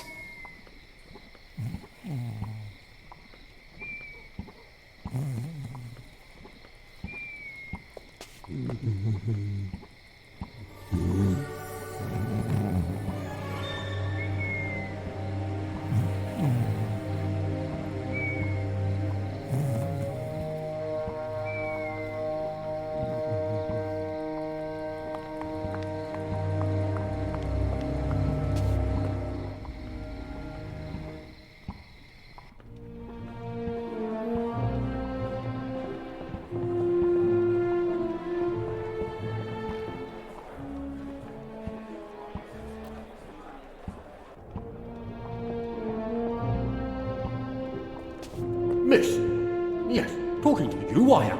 Where to go, you believe? Here, take it. I have a pass for the VIP lounge. I hope you'll be kind enough to let me pass. I would be very honoured to pass you to him. But I mean, you may pass.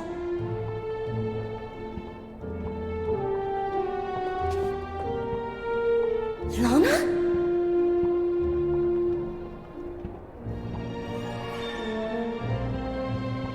Miss Benton. You look even more radiant in this dress. I hope you like it. Would you favour me with a dance?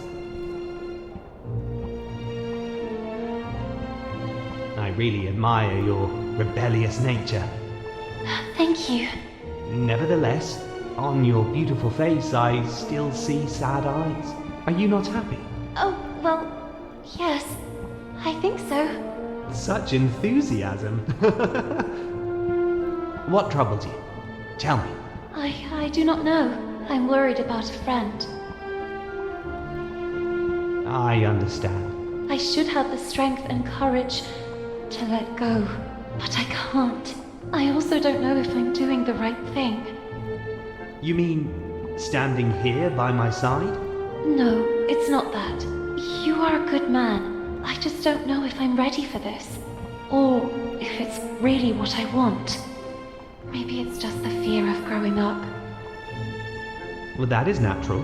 Now let me ask you a question, so that you can really discern if this is what you want. And that is? Miss Benton, could you imagine yourself next to me? I have never thought about my future that way. Not yet, at least. And I just can't think about the future when the present still has so many unknowns. Honestly, that is not the reaction I expected. And what did you expect? I don't know. I can't say that I was expecting enthusiasm exactly. but at least a little gratitude. Gratitude? Well, you see, I chose you above all. Oh. So just because you're a good match and out of many you chose me, I should owe you gratitude? And why me and not the others? What will happen to those who don't find a husband tonight? Or those who simply don't want a husband? And what will happen to all the others that don't fit your standards? Miss, I beg you. What will happen to those who simply want to decide for themselves? There are rules. Rules dictated by whom? Who decides who we should love, how to dress, how to behave? Why can't our distinguishing qualities define us? Miss Benton, this is how the world works. This is how it is decided. What is the point of having dreams and aspirations, aiming for a better future, if everything is already decided?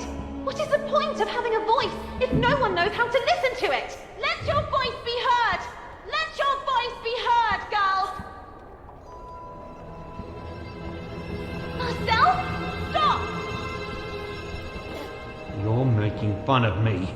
I thought you liked my rebellious nature. But now I understand why.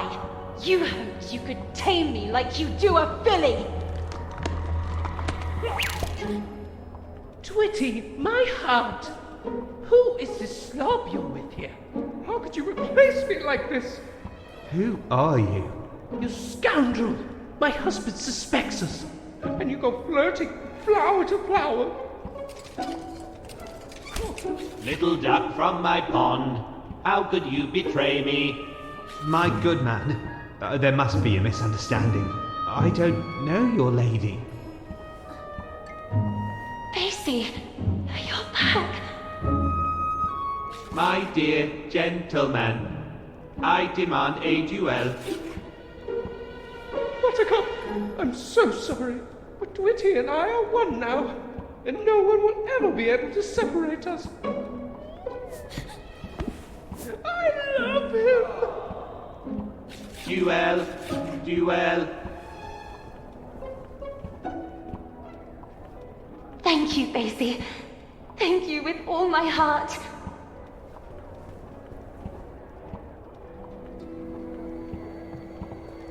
Stop, Marcel! Enough with the running away! I know everything now!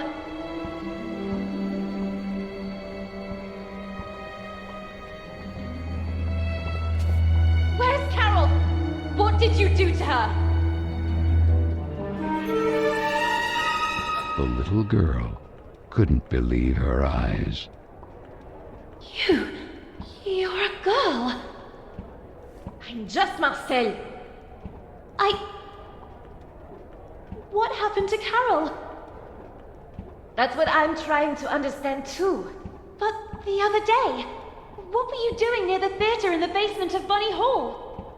I saw you. I was stalking a shady figure. There was a nauseating stench down there. They were throwing things into the fire.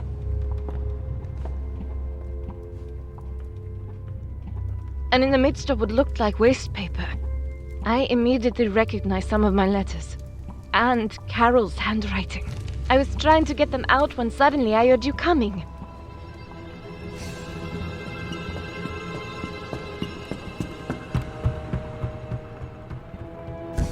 But then you two... how? My parents sent me here from France, to my uncle's house. It's just across the river, overlooking the Bunny Hall clock tower. To fall in line, they said. The rigor of English ladies would make me a real woman. When one day, at the window, I noticed something at the edge of the river. It was a bottle, and inside that bottle was a letter. Were I the wind, I'd blow no more on such a wicked, miserable world. And yet I say again and swear it now, that there's something all glorious and gracious in the wind. It was Moby Dick. I recognized it immediately. I'd read it so many times.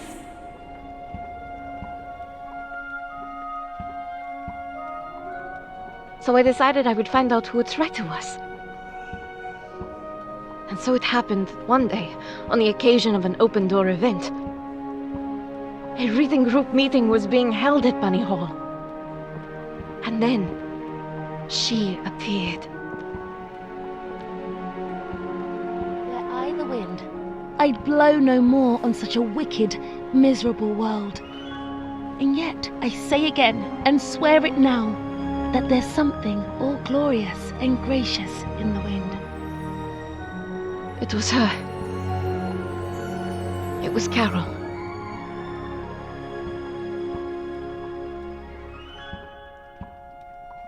It all started like this. I left a letter for her, and we started writing to each other. My aunt and uncle soon discovered our correspondence and threw a wrench in the works. So Carole put her messages in bottles left to flow along the riverbank. I slipped mine to her among the newspapers sorted at Bunny Hall. And then what happened? We planned to run away together and join the suffragettes. I was waiting for a message from her in the usual bottle, in which she would establish the time, the method, and the signal. But that message never arrived. That letter! I saw it! It was in the flames! Someone must have found it and made it disappear, trying to cover up everything else. But who? What do you think really happened to her? Nothing good, I fear. Especially after finding these in the heater. Carole's glasses. Then you took these out. One moment. Now I remember. It's not the bottom of a glass, but the missing lens. Vicky and the others were right then. Frank. Duel. Duel.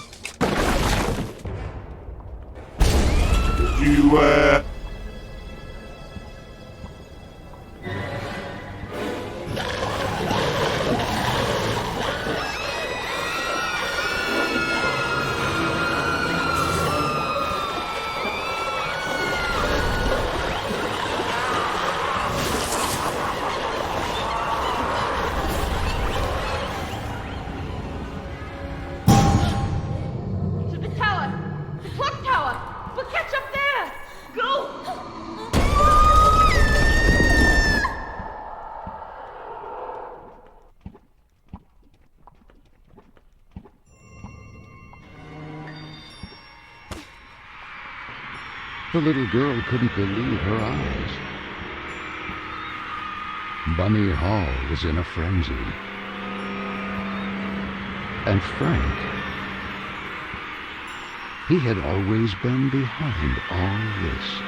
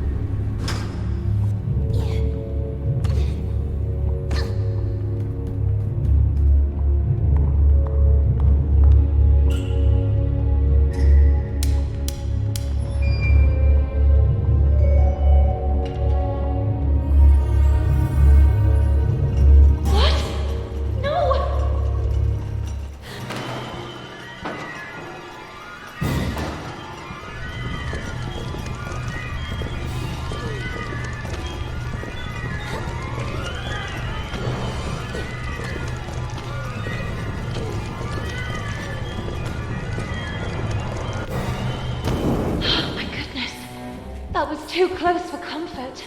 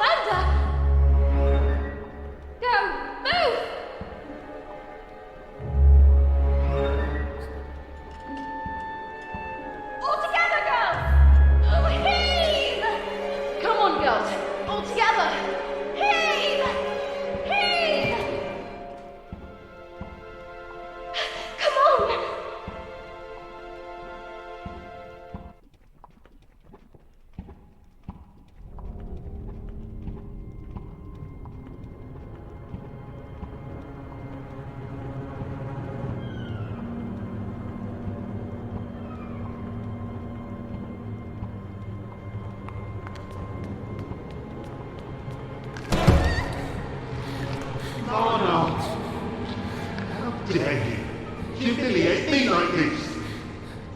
Rejecting me? You, an insignificant bimbo. You women are nothing. Nothing without us.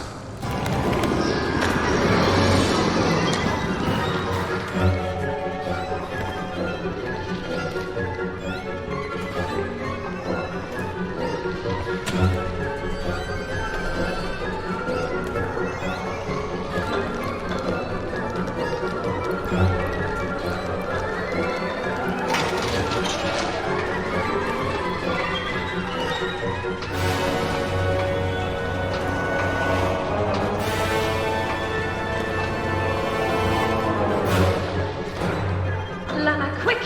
Grab the rope! I'll pull you up!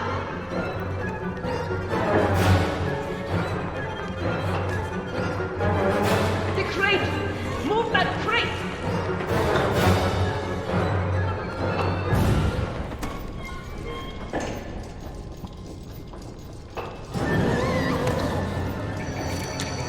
I'm sorry, but you're not my type!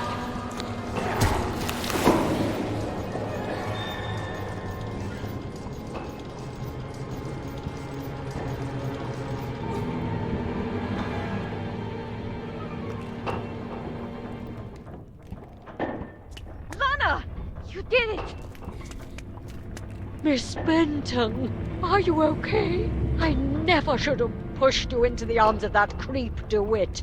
In that moment, Frank, the Rust Man, suddenly appeared from the shadows. Frank! What happened to Carole? What did you do to her? Frank? Are you the one responsible for all this? We even have proof. Carole's glasses. Her letters! Wasn't everything destroyed? It's over. It's time to take off the mask. That night, it was you that pushed her. Who are you talking about? Now I remember. I was stalking a suspicious figure. I saw them throw things into the stove. That nauseating stench. Your older criminal. You! It was you! What? That vague and disinterested attitude of yours. I've been keeping an eye on you, you know. Why did you venture into the park late at night? Having wanted to suspend the work all this time. Since that very night. What were you hoping to find? Stop, now! The things didn't go well for you. And it was me who recovered the lens from Miss Carole's glasses.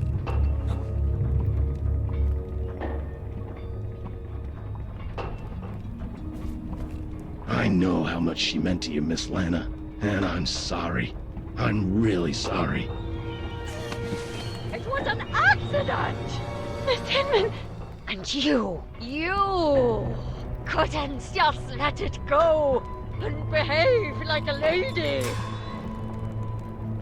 Not even the advances of a rich young scion persuaded you to give it up. The best any woman could aspire to nowadays. I had no such opportunity, but you did, and you threw it away. Carole, Carole, Carole! Always Carole! And that other stupid girl, she went looking for trouble.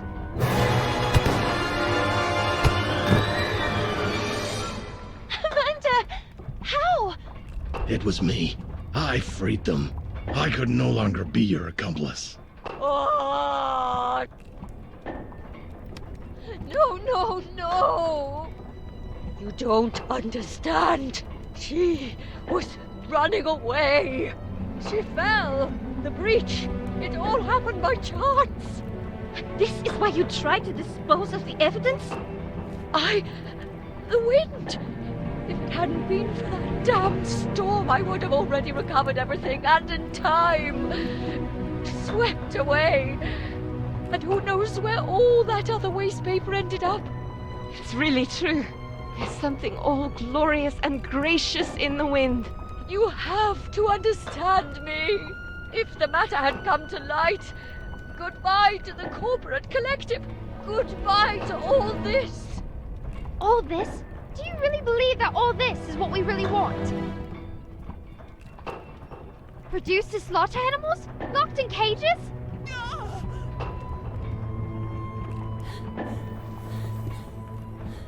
We're not rabbits! We will never be rabbits. And you know what really disgusts me? That it was another woman who developed such a plan. How sad. You will remain a tiny and insignificant stain of ink used to write about great women who actually changed history. You, on the other hand, history will forget about you.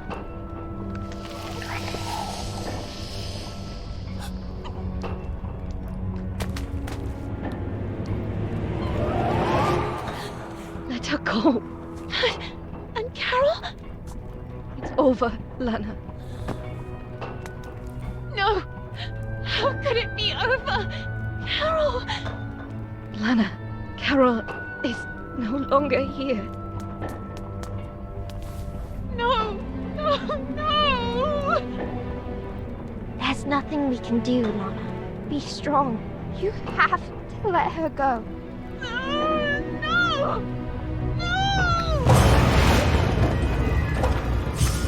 Poor girl.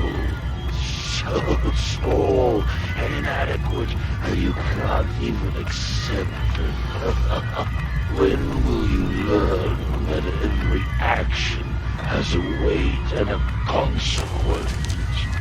You really have no intention of growing up. You don't accept that time passes inexorably. You continue clinging to the past like a parasite. So if that's what you want, backward! Sweet French, I am writing this letter in the hope that you will receive it. I have decided to leave this place, once and for all. Here at Bunny Hall, I won't be able to have the future I want. My fate is already sealed. Tonight, precisely 5 minutes from midnight, I will fly a kite in the sky. Look at the clock tower, and you'll see it soaring there. This will be my signal to you that I'm ready to leave this place behind, forever. I've studied Frank's movements. The disinfestation work starts 5 minutes before midnight. 5. Frank detonates a first explosion north of the park, just beyond the gate.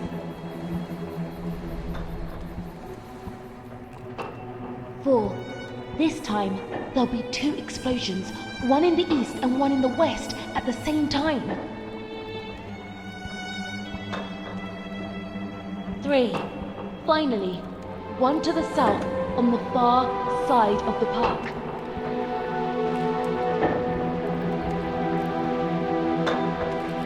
2. The charges will cease for just 2 minutes. Meanwhile, as Frank makes his way towards the gate that from the park leads back to Bunny Hall, it will remain open.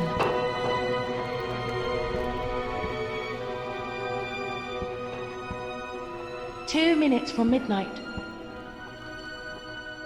Just enough time to get through the gate and go all the way to the south side of the park.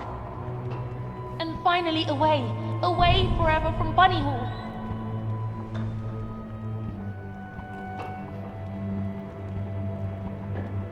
1. Frank will close the gate behind him. That will be the point of no return. Carole! What do you think you're doing, miss? No! Please! What is all this nonsense? Sweet French! That letter! How? You couldn't really be planning to run away like that. I've already arranged your transfer. I gave my word. I beg you! You are grounded, young lady.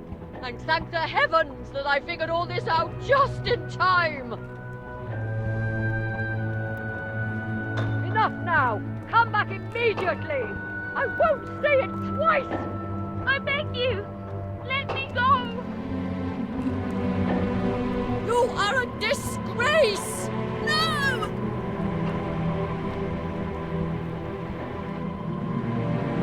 Carole! It was too late. Frank had already begun to lock the gate leading to the park. No! No! Carole! Stop! Immediately! Leave me alone! Damn you, Carole! That's dangerous! Come back immediately!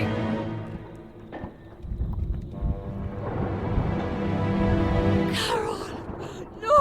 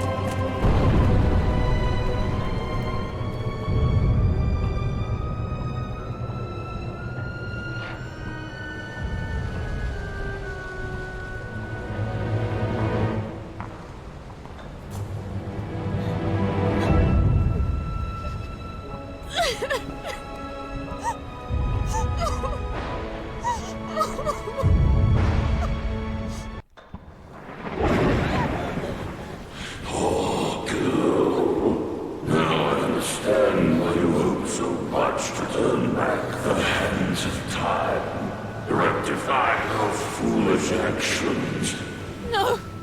No! I couldn't have known things would end up like this! If only you were allowed the letter to reach Marshall's hands. Instead, you condemned Carole forever. No! It's not true! I didn't want to! You can't change what has been. And now, when you finally remember, Carole is destroyed forever. That night, oh, how you hoped you would bring things back. And that's where time stopped. And that reach for that imaginary kingdom of yours. My dear, it's all thanks to you. What more do you want? You, Carole, regardless of its status, the kingdom is still yours by right. Grant me Carole legitimately, and I will give you the gift you desire most of all. And what would that be? That all of this never happened. I can wipe it out forever, bringing things back. Isn't that what you wanted? And take you back to those forgotten, happy days. I will grant you your mother for all eternity. Now be quick. The clock is ticking furiously. My mother? You have my word.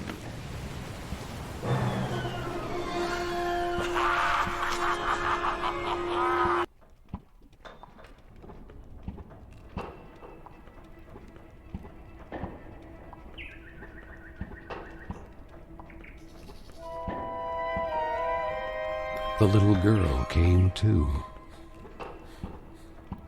The place immediately seemed familiar to her, and she began to look around. Yet her memories before that were hazy, so much so that she couldn't explain how she got there.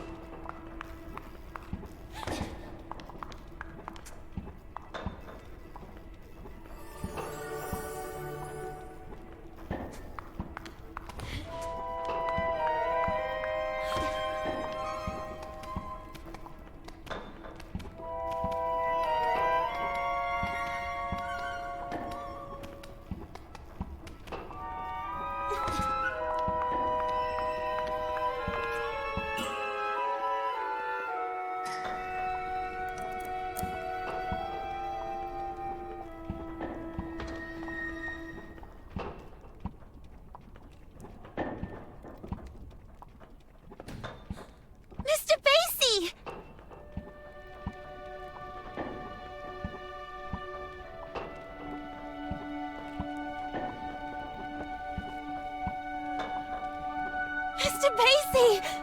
I remember you. Merry Christmas, my child. Mum!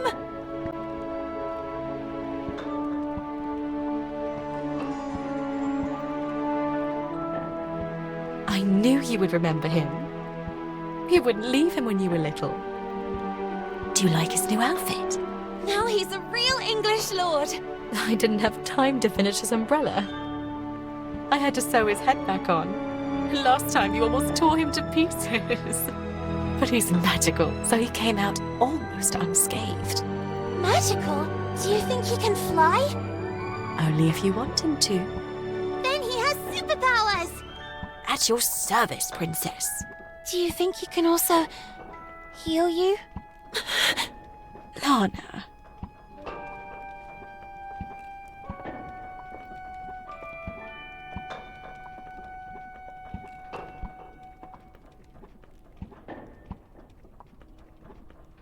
Whatever happens, never keep clinging to the past, trying in vain to change it. People move and places change, and that will be the day you'll really know who you are. And you will learn to accept that time passes, that things change, and know how to let go.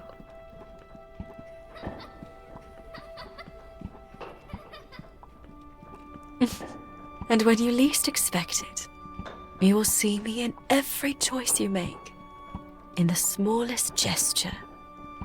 Even if the sails aren't hoisted, it doesn't mean the wind isn't already blowing.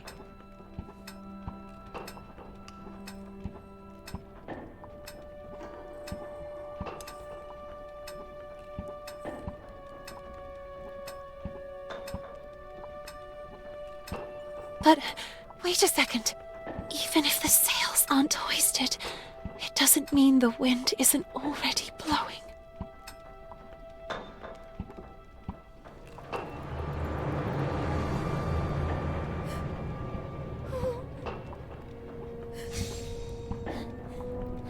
Let me go! Miss Benton, you must come with us.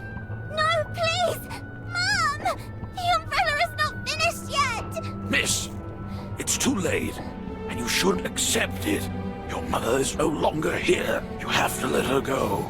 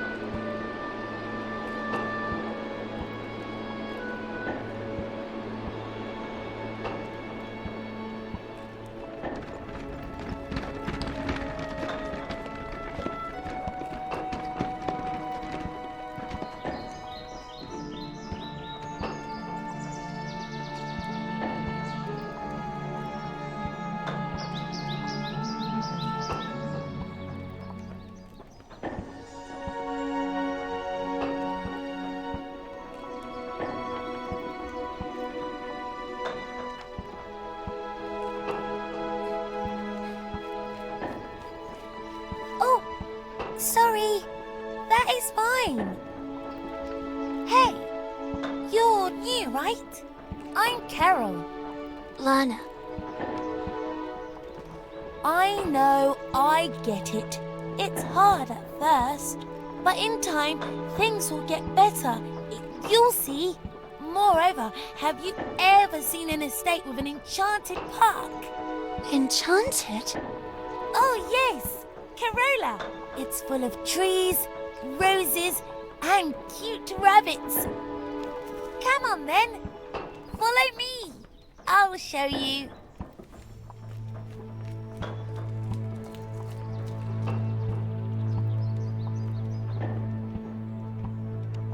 Three, 2, 1.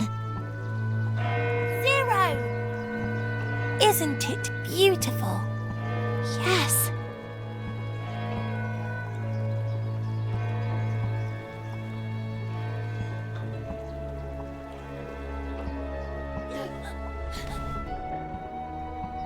My sweet Lana, I have to go, please. Let me go. No. I cannot. No. I can't accept feeling that cold emptiness in my heart again. I don't want to have to forget your face too.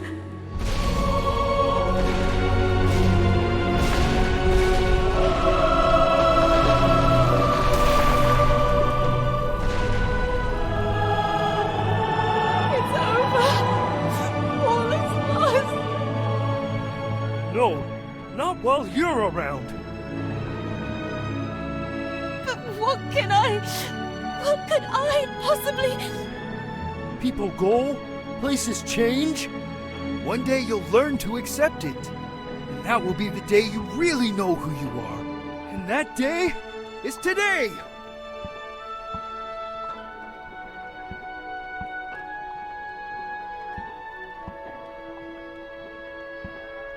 Maybe time never stopped completely. You made me a warrior.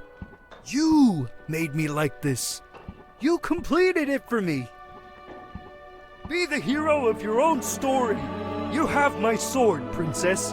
Reclaim your kingdom.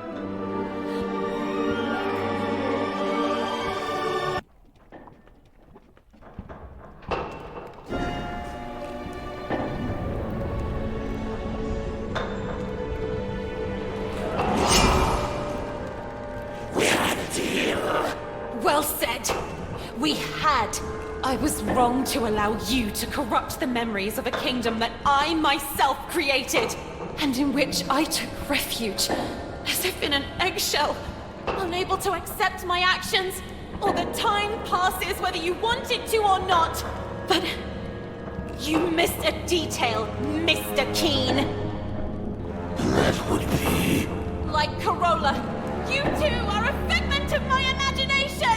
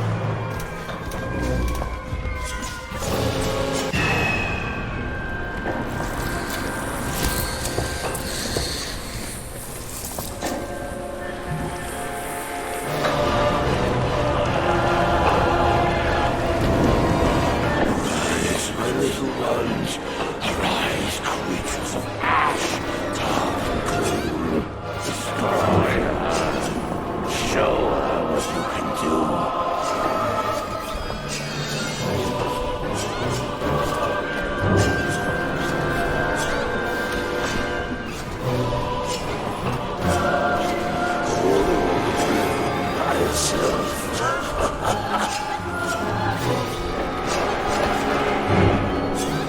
Enough! Now you see what I'm really capable of. You'll really be able to let go of your sweet Carole this time. You won't. Your selfishness killed her. You didn't do it before. Why would you now? And yet she was ready to leave you.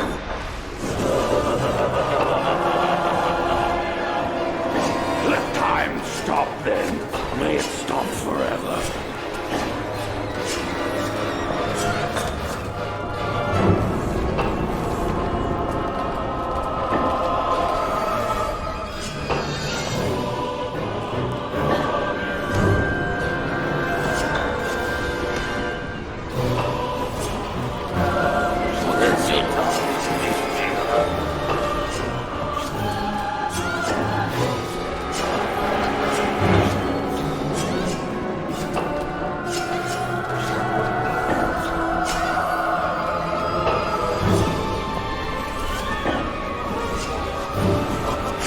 Seriously think you can defeat me?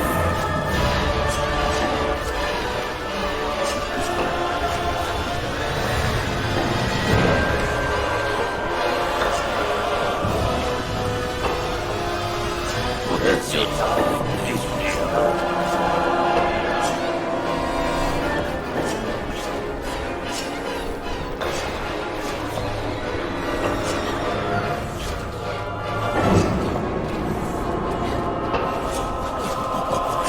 Seriously think you can defeat me?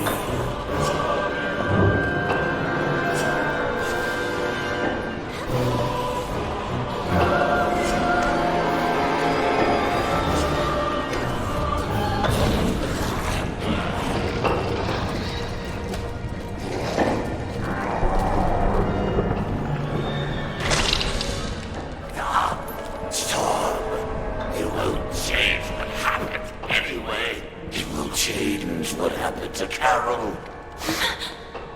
I've given you a once-in-a-lifetime opportunity to reunite with your mother. My mother is and will always be part of my past, and I will continue to keep her vividly in my memories for the rest of my life. But I will never be left behind again. No! I will go on! Okay, you win this time.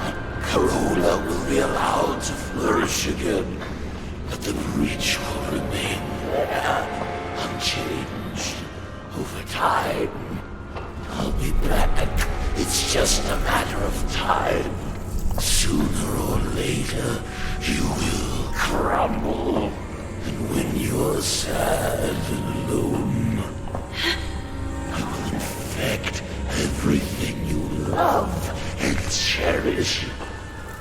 And I will be ready to welcome you. After all, you are nothing more than any ordinary man!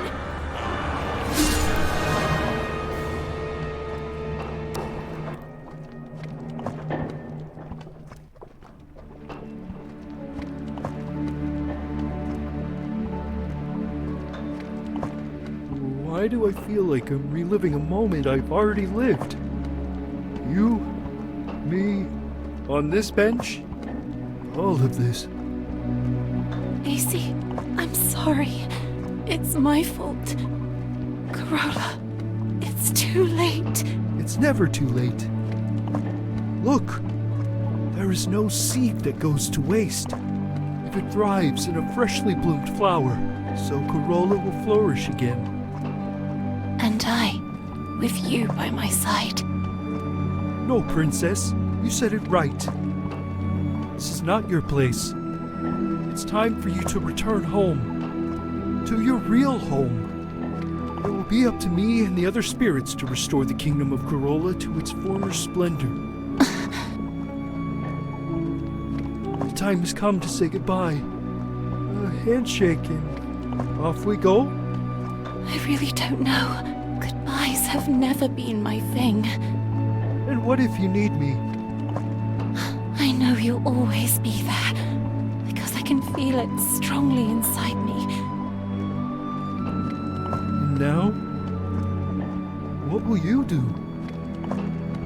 What does such a small and inadequate girl do in a world made of ash, tar, and coal?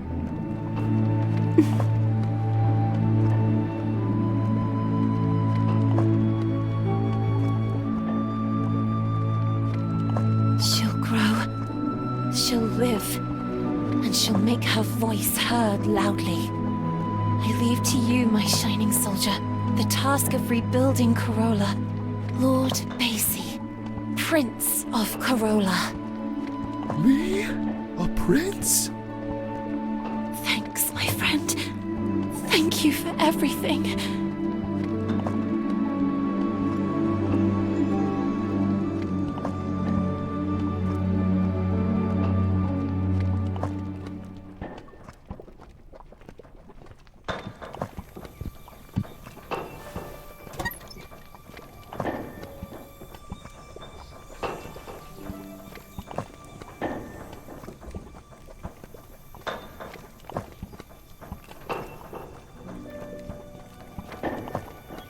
Sweet Lana.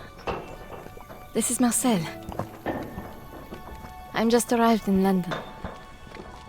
I can feel her, you know? Carole. Here. With the other suffragettes.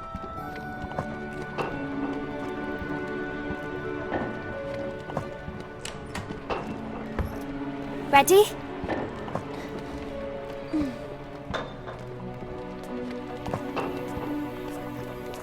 I can hear her voice.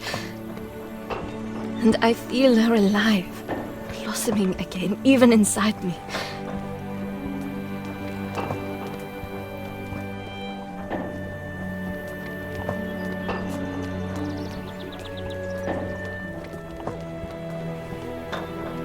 It really is true. There is no seed that goes to waste if it thrives in a freshly bloomed flower.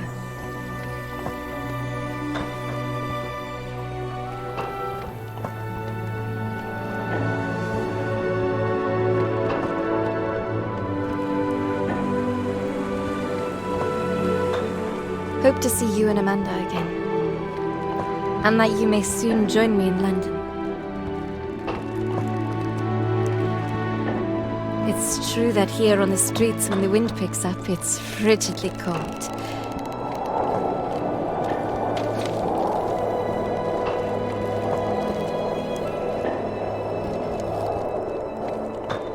And yet, I say again and swear it now, that there's something all glorious and gracious in the wind.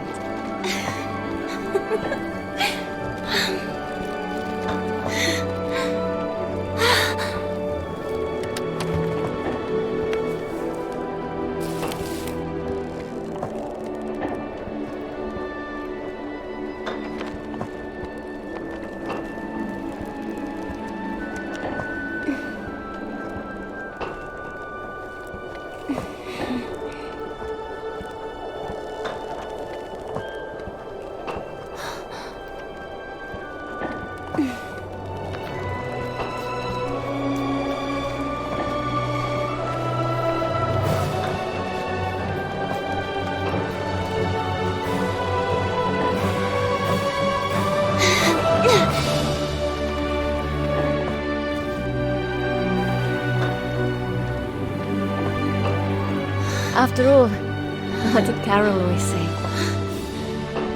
When things don't go the way we want,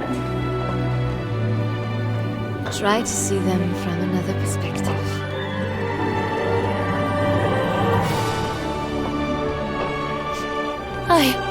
Sweet Carole.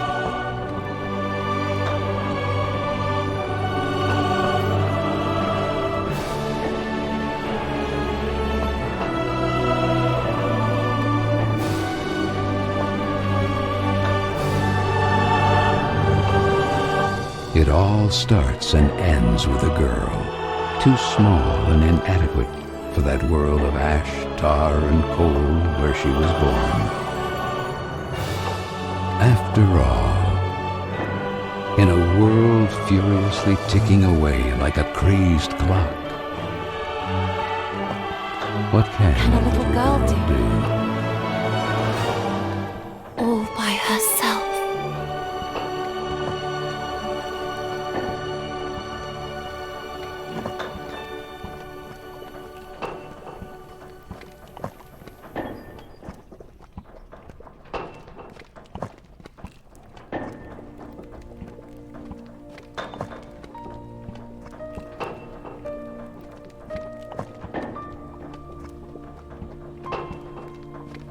A voice